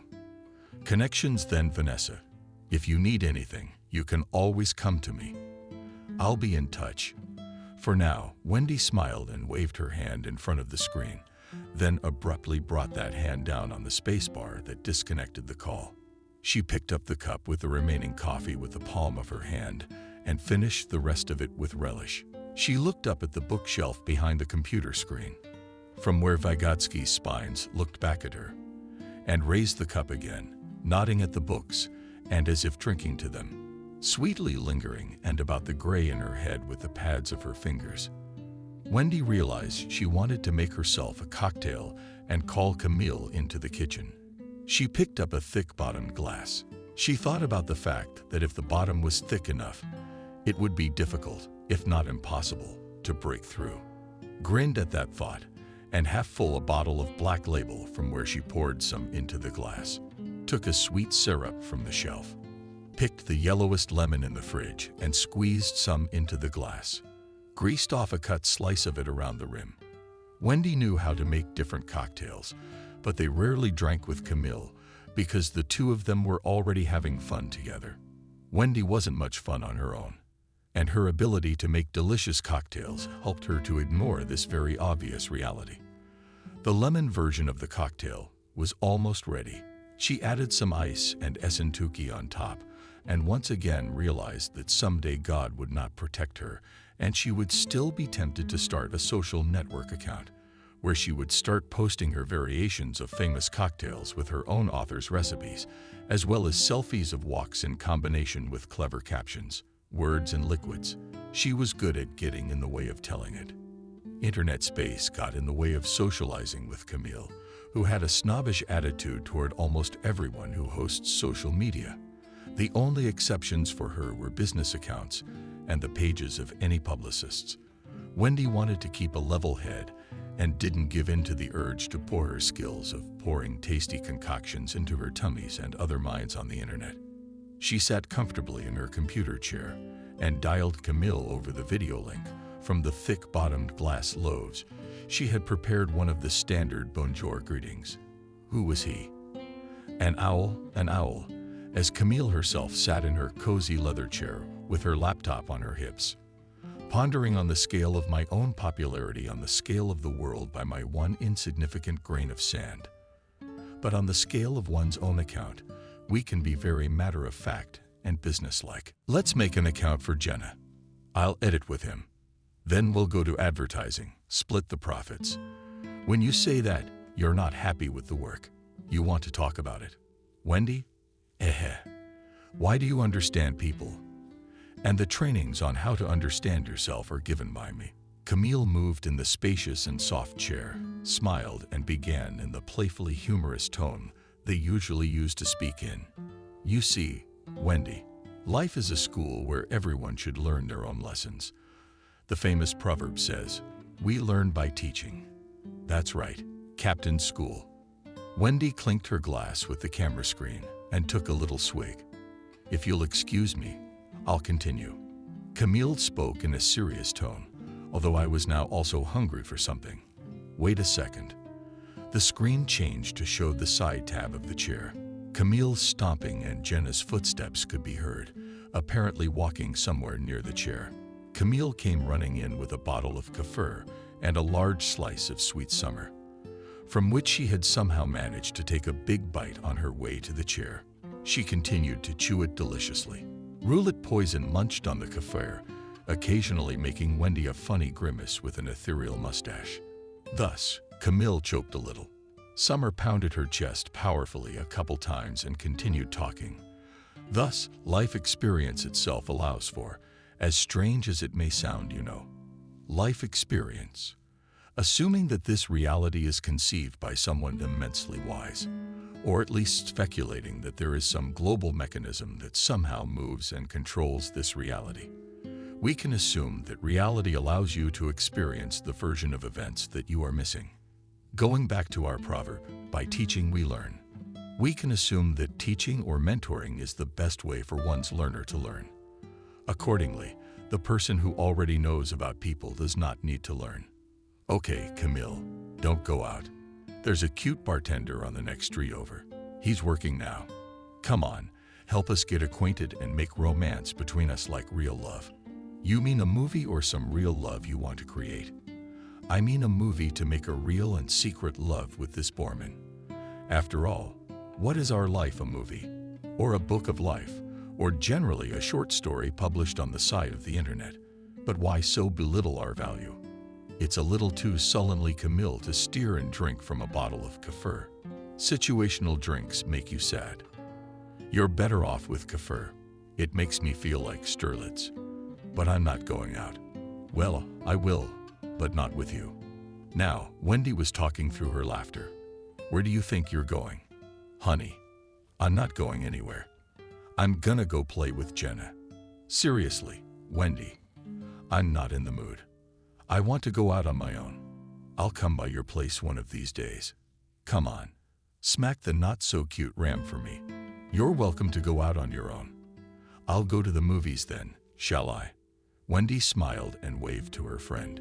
She made a sad face about the lack of a common walk and pressed the space bar. A desktop appeared in front of her with a screensaver of cartoon meditates and capillaries. The indicator light on the camera went out. Camille closed the laptop and moved in her chair, shifting her hips. Wendy was on the phone. Sebastian came in from the bedroom where he sat at the computer. She called, asking me to go for a walk, but I'm not going with her. Come with me and I won't go with you. I want to walk and be quiet. We can be quiet. No, don't be angry. Camille realized that her husband might see in her refusal a continuation of the morning and begin to worry, which was not at all desirable. But also to continue this conversation slowly slipping into absurdity. Neither wanted to, nor did she want to go with anyone but the trusty Basta. Gathering for a walk, Camille once again thought how she adored the Bass. It is unknown what exactly attracted in this appearance. Probably the melancholy expression on his face, which reminded her of an office clerk. Perhaps she liked the fact that they had such a long, low torso on short legs, which they amusingly shuffled. Probably liked the huge ears and aristocratic spats that expressed some kind of steady seriousness. She called Jenna out for a walk, pulled on her cozy fall voluminous down jacket, put on her snowboarding pants to stay warm for sure, and headed outside. Camille decided for herself that looking at passers-by and at home was much more useful than looking at the news with indifference or out the window or at the wall, especially as she walked with such a focused gaze, sometimes only taking in some faces. Otherwise, she was more beholden to the bigger picture. As of late, she had started to like to take a lot of walks, going out with Jenna and for an hour or two at a time, to pick out roughly where to go and through the houses and people, picking up some curious details, contemplating her own thoughts. After such walks, it became much better. There was less apathy, and the world seemed less monotonous and confined only to work and her relationship with Sebastian and her friends. Most of all, she liked to invent neighborhoods made up of paneled houses around evening, when the bulk of the residents had just arrived at their dwellings or were already settling in for dinner. It was getting dark outside, and the houses were warm, with a pleasant light and the feeling that people had come in after work and were now sitting with their loved ones, eating warm food, drinking warm drinks, talking about something pleasant. Camille looked into these windows from the street and thought about hundreds of different lives and destinies, the peculiarities of these people, and how strange it is that they live so close to each other with their very different lives. But in the evenings, almost every apartment is filled with warm light, which can be felt in the cool autumn street. At the same time, the succession of windows always seemed sad. More precisely, there was a feeling that is commonly called light sadness. There was something pleasant and reassuring about these paneled houses and their windows, but there was also something dreary, sometimes unbearably dreary. Camille literally burst into tears as she immersed herself in these feelings. She thought that these high-rises were full of some unbearable lyricism, more poignant than the lines of the most sensitive poets. Maybe, she thought, it's some kind of sum total of all experiences. These houses have their own tragedies, their own sadness. Someone died in them, and others were sad about it. Someone broke up and quarreled, and then they were sad too. Some were probably mad or deeply mistaken, and the whole world was sad about it. But there were also joys and amazing insights. Many people always came to their homes every day to be near their loved ones again. There were many people who loved each other and, if possible, all other people. Maybe that's what makes up some of the sum total. And so there is a mixture of joy and sadness, and there's such a shared flavor of human life, such a light sadness. Can poets do anything useful at all? If it's enough to walk around and look at the windows lit from within, they can try to broadcast that feeling. To make us, for example, Camille pondered sadly as she continued to wander the window-lit streets. But it's only about imitating something. Sometimes it's about the goods that are going to be sold to us. And that's where I can understand the deal. For example, I've beaten the head of the department, but I'm a workaholic and always in reserve about the work of deputies, because of course not everyone is as smart as me. And I also go to all sorts of boring seminars, and I don't have time to go and stare at faces in windows. And someone offers me such an emotional commodity. Not directly, of course, offers, but it is clear to me that I buy a subscription on a book or serial site and start reading or watching a melodrama, because I know that the end of a melodrama is always tragic, and I want to feel the sadness of empathizing with the characters as well. But in essence, what am I doing? I'm kind of giving into these emotions. Or with that one, she turned to herself. And indeed, she stood in the middle of the street, thought, looked at the week, and walked slowly again. After all, when I look out of the windows, I too eat something, or what? I eat something too. No, I guess not really. You can't eat a beautiful landscape. How do you feel about it? That's not my attitude. I walk and look, and even perhaps, I try not to disturb this harmony, not to touch it even with a glance, and even less to dig into it. But art that is for sale is eaten in a sense. It is a product that can be bought and sold. Camille stopped looking at the graffiti on the wall of the house, and in this case, it is not a direct feeling that is sold, but an indirect one, which someone has experienced in something packaged and made available. But that is not what is important, but the fact that such feelings are saturating, but they are attractive. Perhaps, Camille continued to ponder, these feelings are really tasty and something nutritious may be blood. It is said, after all, that artists write with their own blood, and someone else's blood can write. If, for example, take a lot of someone else's blood and write a picture with it, or a book or a poem, I guess someone can do that. There's probably a logic to it, though. If they buy a surrogate, they should sell a surrogate, something fake. There is logic, of course, but nothing real. Camille thought and smiled at Jenna, who was picking through her short wieners next to her. On the other hand, there's some business in it too. If something can be traded, why not trade it? The curious Protestant morality, which is said to be the basis for capitalism, suggests that it's possible to make money from trading feelings. Okay, so anyway, I realize that I can only get real feelings through my own experience or experience. But can I so experience a work of art that the experience is identical to my own experience? I guess a lot of people treat it the same way they treat food. Camille mentioned that more than once she has noticed how her friends at work share tearful stories from popular TV series with each other and seem to be seriously worried. But in fact, they'd bring themselves to an exalted state of sadness, which is actually joyful. I guess it makes them happy that it's bad for someone else. Just like horror movies a lot of people like to watch, because there's an opportunity to get the fear while staying perfectly safe when you seem to be threatened by something, but also not threatened. Is all art, then, a sham, or is there something worthwhile? Why even look for real art and think about it? If here, there is a succession of houses saturated with different stories and feelings literally imbued with the very real. Wait though, thought Camille. What if the people in these houses stop being real, as if they stop feeling or start feeling not as they want and as they understand, but as it is considered necessary? What then is the nourishment of such houses? What light would come from their windows? Sometimes it barred new neighborhoods of apartment complexes, of prettier looking and more varied houses. Here, too, there was occasional warmth from the windows, but something was wrong.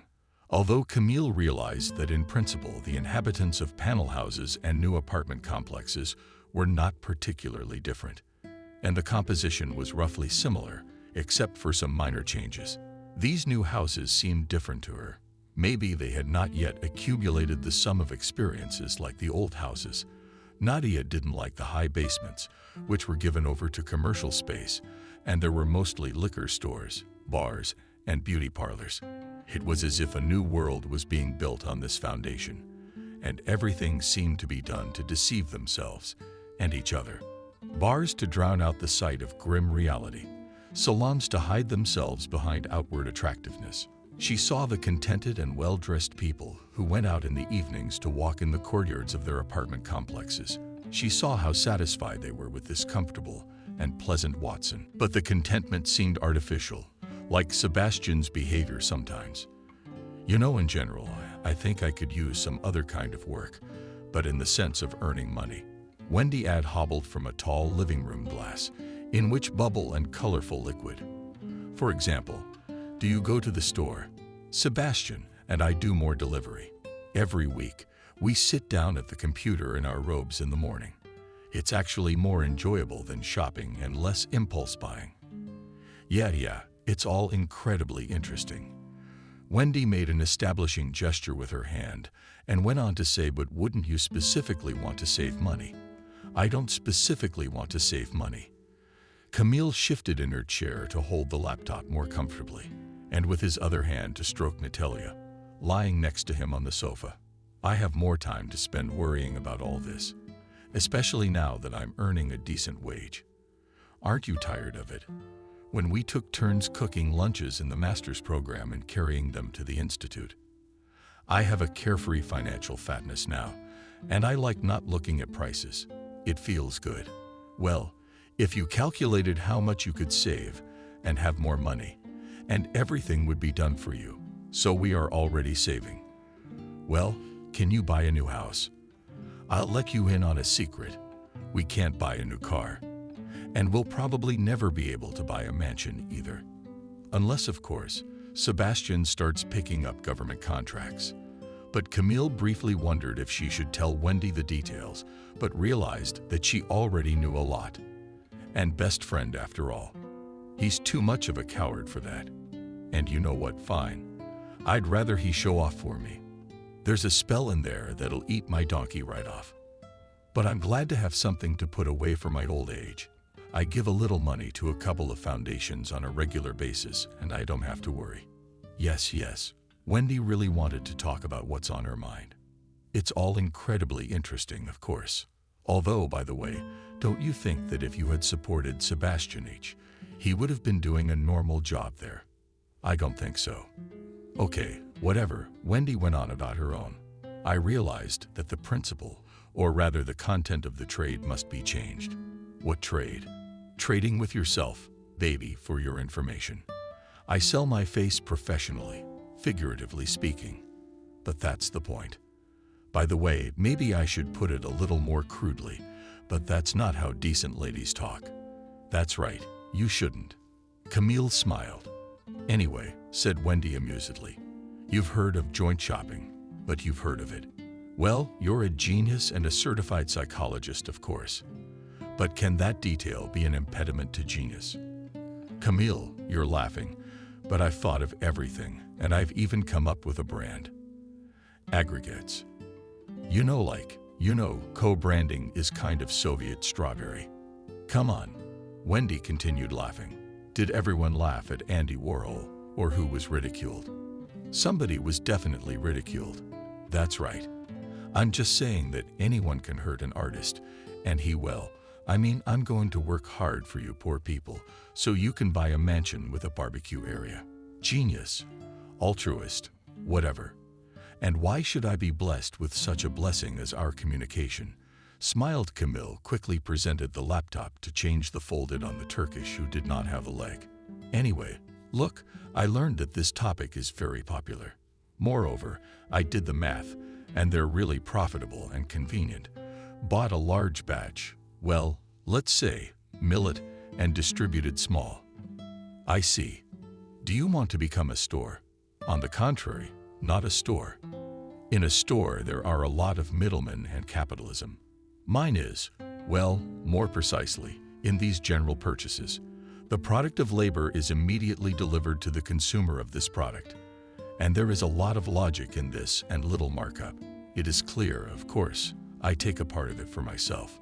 Well, of course, how could you not? Yes, Wendy smiled and threw a cocktail. Not without it.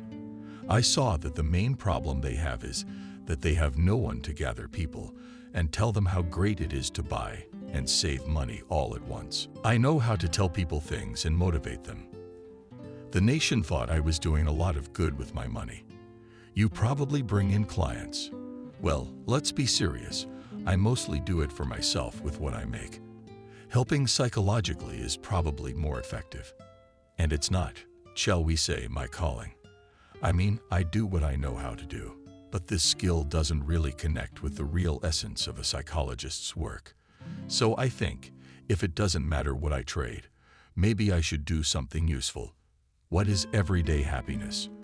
When there is good food in the house, or okay, here you start unhappiness, but everyday comfort, some kind of coziness. But a lot of things depend on food, right? Of course, food, water, and nice words. The three jewels, what there is in the world. And fools think gems are jewels. That's what I'm saying. And here I am, helping you buy food and water cheaply. And I say nice things, and I canvass everybody. And everyone's happy and satisfied, and with money. And I'm the director of the Oscar brand. You know, I'd like to thank my friend Camille, who always believed in me. Wendy took the long glass with both hands like a statue. Oscar, you know, an award for some great achievement, like solving the food problem in the country, just ours. Or are you gonna extend that to Africa too? Very funny. Thanks for keeping my dreams alive. No, I mean, I think maybe it's okay. You do realize it's a little funny. You've got a name, you've got experience, you've got a PhD that's still being cited in publications, and you want to sell millet now. That's not what the profession is about. It's about organization and communication. Director of clinics and companies is not a toilet. What does millet have to do with it? I generally say that more primitive occupation, nothing primitive, on the contrary, useful. Here you are also, by the way, certified personnel service, and the essential amount of work, to see if the hires start stealing from the warehouses. Okay, Wendy, you're getting personal. This isn't an argument or a sport, so you don't have to prove anything. If you think you should pursue it, you have my support. Speaking of stealing from warehouses, we've got a little thing going on here. Camille started talking about the job. They talked for about half an hour. She told me that Sebastian was going away for at least a few days on family business. His mother was ill, and he had long forgotten to visit her. Sebastian came to the metropolis from the province where his parents stayed. And after he got together with Camille, he hardly ever went to his place. Only his parents came to visit a few times on vacation. So he wanted to spend time with his mother. All the more reason to do so. There are few projects at work that can be handled online. His assistants could handle the rest. Money was okay, too, so Sebastian could take a vacation. Camille didn't connect his departure with the fact that they had some kind of misunderstanding. In fact, given her long apolitical state, she didn't feel any tension. Sebastian walked to the parking lot alone. Camille had left for work early, and he was packing his bags and sitting at his computer. He left the house close to noon and went in for coffee and croissants. Talked to a young barista about the supply of coffee from various countries, joked about Copy Dude, and modern mass culture told about the fact that the original Copy Dude was invented by American marketers who were asked to do something about unprofitable Indonesian plantations, where most of the beans were eaten by small animals in garbage. Joked about the fact that the marketers who came up with the legendary advertising move were able to buy themselves a Mustang. And not only for the rhyme, taking from the Mustang, and himself laughed about it at once. before the maid enjoyment of the characters of the advertisement to sing the first sip of cappuccino with syrup right behind the counter in front of the barista. Sebastian walked leisurely down the small street that led to the multi-story Angara parking lot that stood close to the even taller new houses and the luxury apartment complex to which the parking lot belonged. On the way, he saw one of the parking lot guys he had glimpsed, said hello. Remaining focused, the seriousness of a general pondering the recent reports from the fronts, a little really talked about common knowledge news, nourishingly biting off a croissant between phrases and any from a glass, on and barista for laughs, actually for the sake of the fans. And then Sebastian, really, as if by the way, stuffed a piece of paper into a jar on the counter, put in a large quantity of small contraptions and gloves with a bell that were from some kind of toy set. Did you get something? I stopped going to the gym. The boy asked Sebastian. They lived nearby and used to go to the nearest fitness center. Also saw him and Camille. Yeah, always seemed to be like that, Sebastian replied, glancing at his torso, which did tighten his shirt a bit when walking. Come on, don't stress yourself out, said the guy, indicating with a motion of his hand, his stomach. I understand it's a ball of nerves. Sebastian didn't understand the reference to popular Soviet movies and didn't really think about references and humor because he was serious and grown up. I got a lump of nerves here. Sebastian looked at the guy with complete seriousness, raised his hand, and pointed to his head. Okay, I see. The guy walked beside him for a bit, nodded to Sebastian, and walked further faster towards the parking lot entrance, leaving the serious Sebastian behind. A leisurely stroll. Camille hadn't called Wendy for a couple days. She hadn't called either. And Camille thought she might have a lot of clients, boards, a cute bartender. Or was she actually immersed in building her own brand, co-branding, co-shopping? Either way, Camille was going to stop by her place the other day. She went to work and in the evenings walked with Jenna looking into people's eyes and into the windows of houses, thinking about the warmth in the houses she lived in from the fall wind, and watched how under the world unclothed and warm passers-by. Camille herself preferred to dress according to the principle of cabbage, that is, to use many different layers of clothing in such weather, so that really do not freeze in themselves. Recently, she had become known as a tragic cabbage when she was dressed like that. Although after her walk she felt a little better and was more of a joyful cabbage than a tragic cabbage.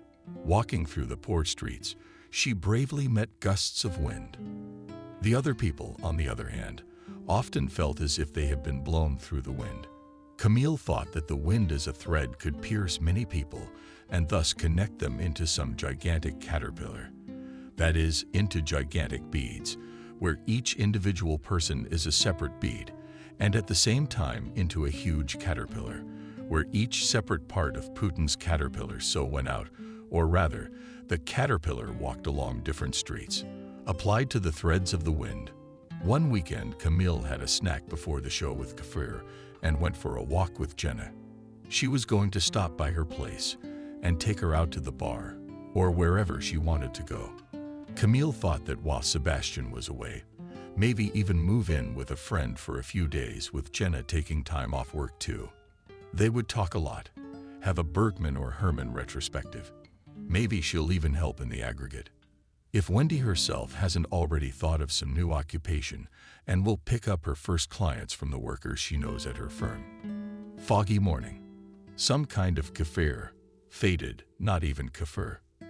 Camille was beginning to recall the unpalatable soup with holes that she sometimes had to eat on weekends as a child.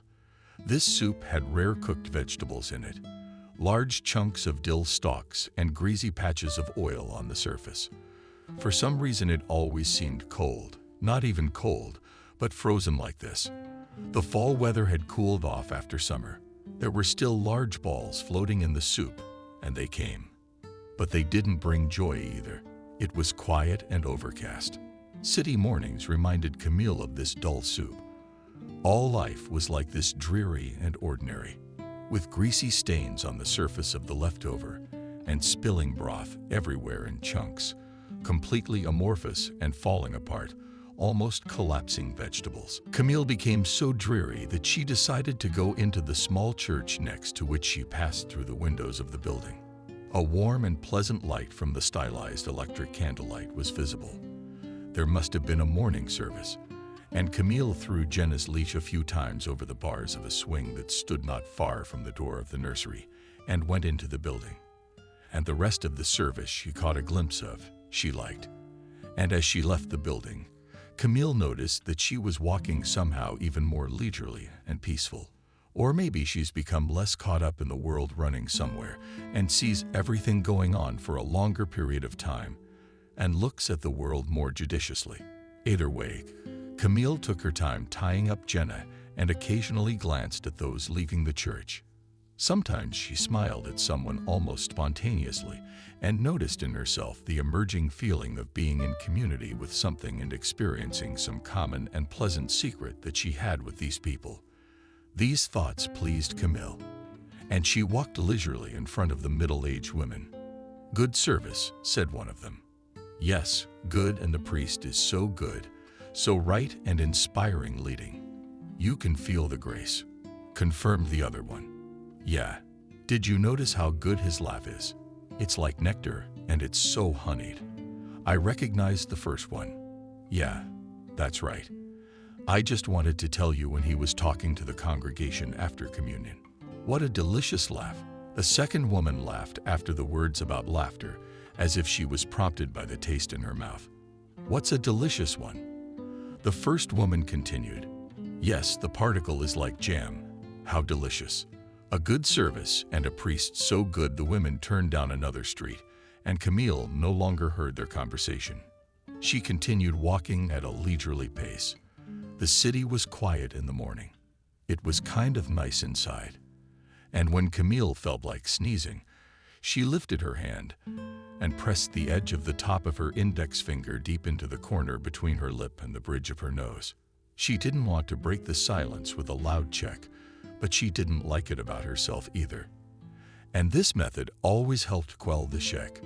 All it didn't take was a finger press right under her nose, and the sneeze would disappear as if it hadn't existed at all until now. Camille approached the house and mostly looked under her feet, digesting more of the experience from church, looking at the week and the yellow leaves on the asphalt sidewalk. She lifted her gaze higher, looked up at the Wendy and kitchen windows, next to which was a bulge from the typically compact balcony in the Khrushchevs. At first she was even a little startled to see a half-naked man standing on the balcony. He was in one of his sleep robes, carelessly tied at the waist, but with a semi-open torso that looked not quite athletic, but overall quite harmonious and tanned. In the cool autumn air, Camille thought that the handsome bartender was standing on the balcony and slowed down to get a closer look at him.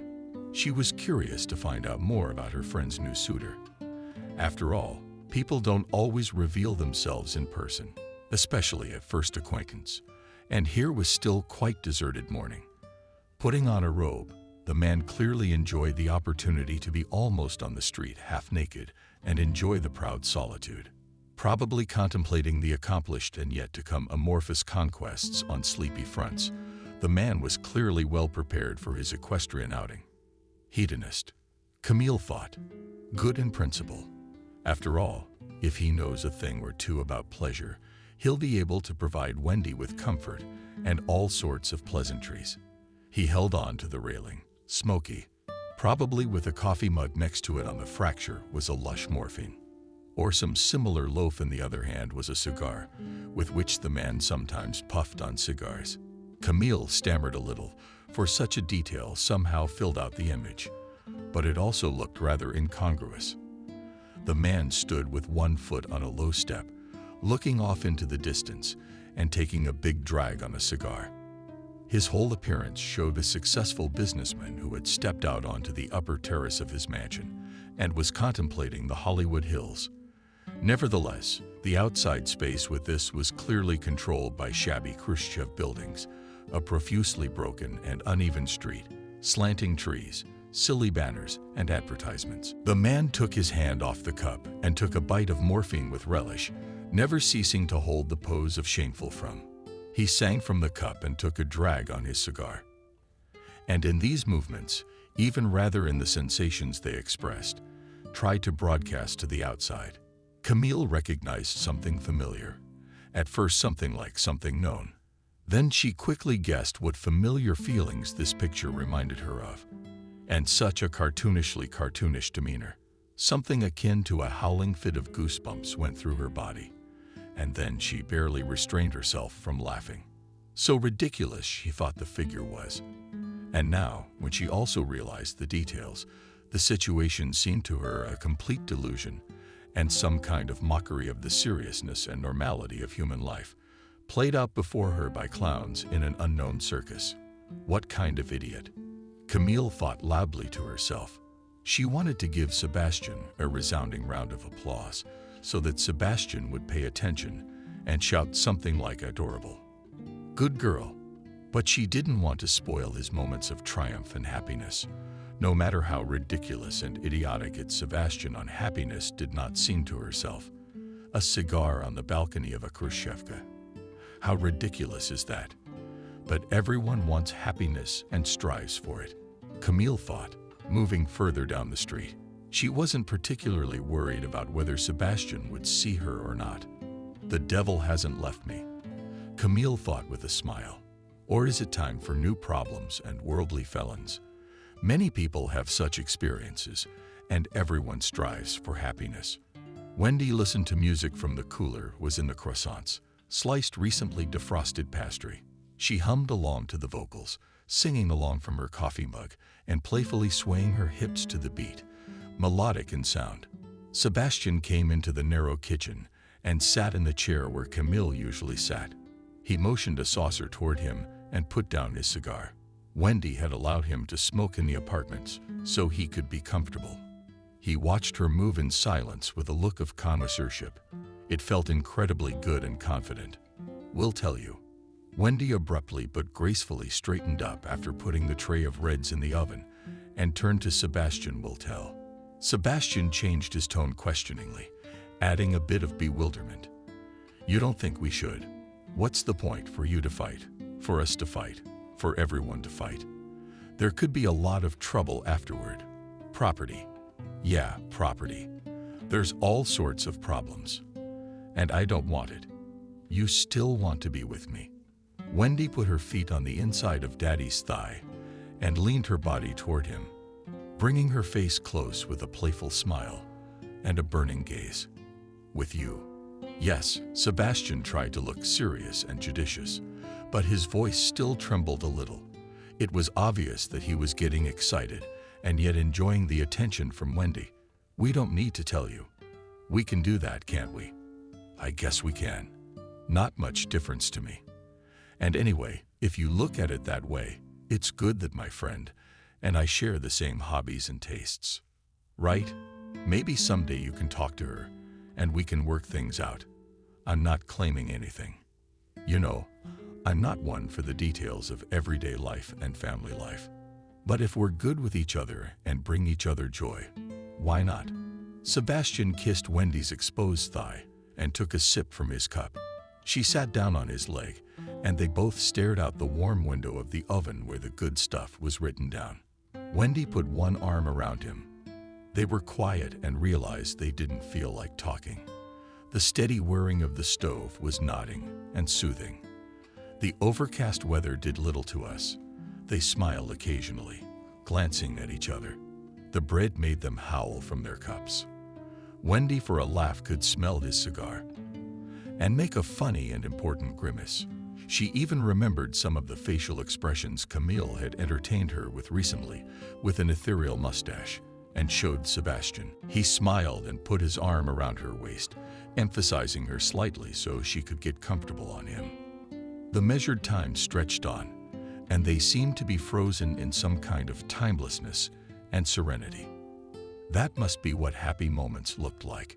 Sebastian somehow no longer felt the tension that was often present in his mind about having to prove something, to show something, unbeknownst to him to the audience. Now, even though he was aware that he was someone who was behaving immorally, he somehow felt himself acting. Rightly, he felt that it was the right thing to do. That it was good he had thought of it, And good that he and Wendy were spending their time this way. He felt that now the audience could praise him, and he himself could tell, when the opportunity arose and the right situation arose, about his adventures with other normal men, as if in between, as if to say that he had once bitten off a sweet bite of this life. Literally, a little bit literally hints on gentlemanly will describe some of the most attractive details of Sleepy appearance. And then they'll talk about something else, but his buddies will appreciate it. And maybe will throw in support, and even with a little envy, but also with the understanding that here he is, Sebastian, a normal guy, came from the province and achieved everything, made a career, is successful with girls, has a family, always cool and confident looks. For some reason, Sebastian thought that now more accurately in such a situation, if someone will reflect on his success, he can become an example for someone to be an example, and therefore it is necessary to prove and conform. One should behave perfectly, to be clear in everything from day-to-day affairs, bringing large-scale work projects. Sebastian drank moments of joy from a mug, kissed them on the surface of sunny cheeks, sighed with Serbian smoke, peered through the window of the oven. And Camille took to the street and rustled the yellow foliage. She thought about the fact that leaves of golden and yellow color are like coins that trees have accumulated. It is their treasure and valuables that they can show off and make so beautiful, colorful crowns, attract the eye, creates a wonderful pattern that delights. And the trees themselves also know that they have accumulated much treasure and are now beautiful. Suddenly, they realize that this time will end and winter is coming, which will mercilessly freeze them. The trees understand and are worried. They want to pay off the winter and scatter yellow coins, leaves. They try to bribe and give away their wealth to the world. They no longer think of their own beauty and attractiveness. The trees only think about what to give away so that they can continue to stand so that they don't freeze. These bribes, however, cannot bribe the annual move. Winter takes no bribes, and fall continues to overstay its welcome with winds, announcing cold blizzards. Leaves flew in front of found feet.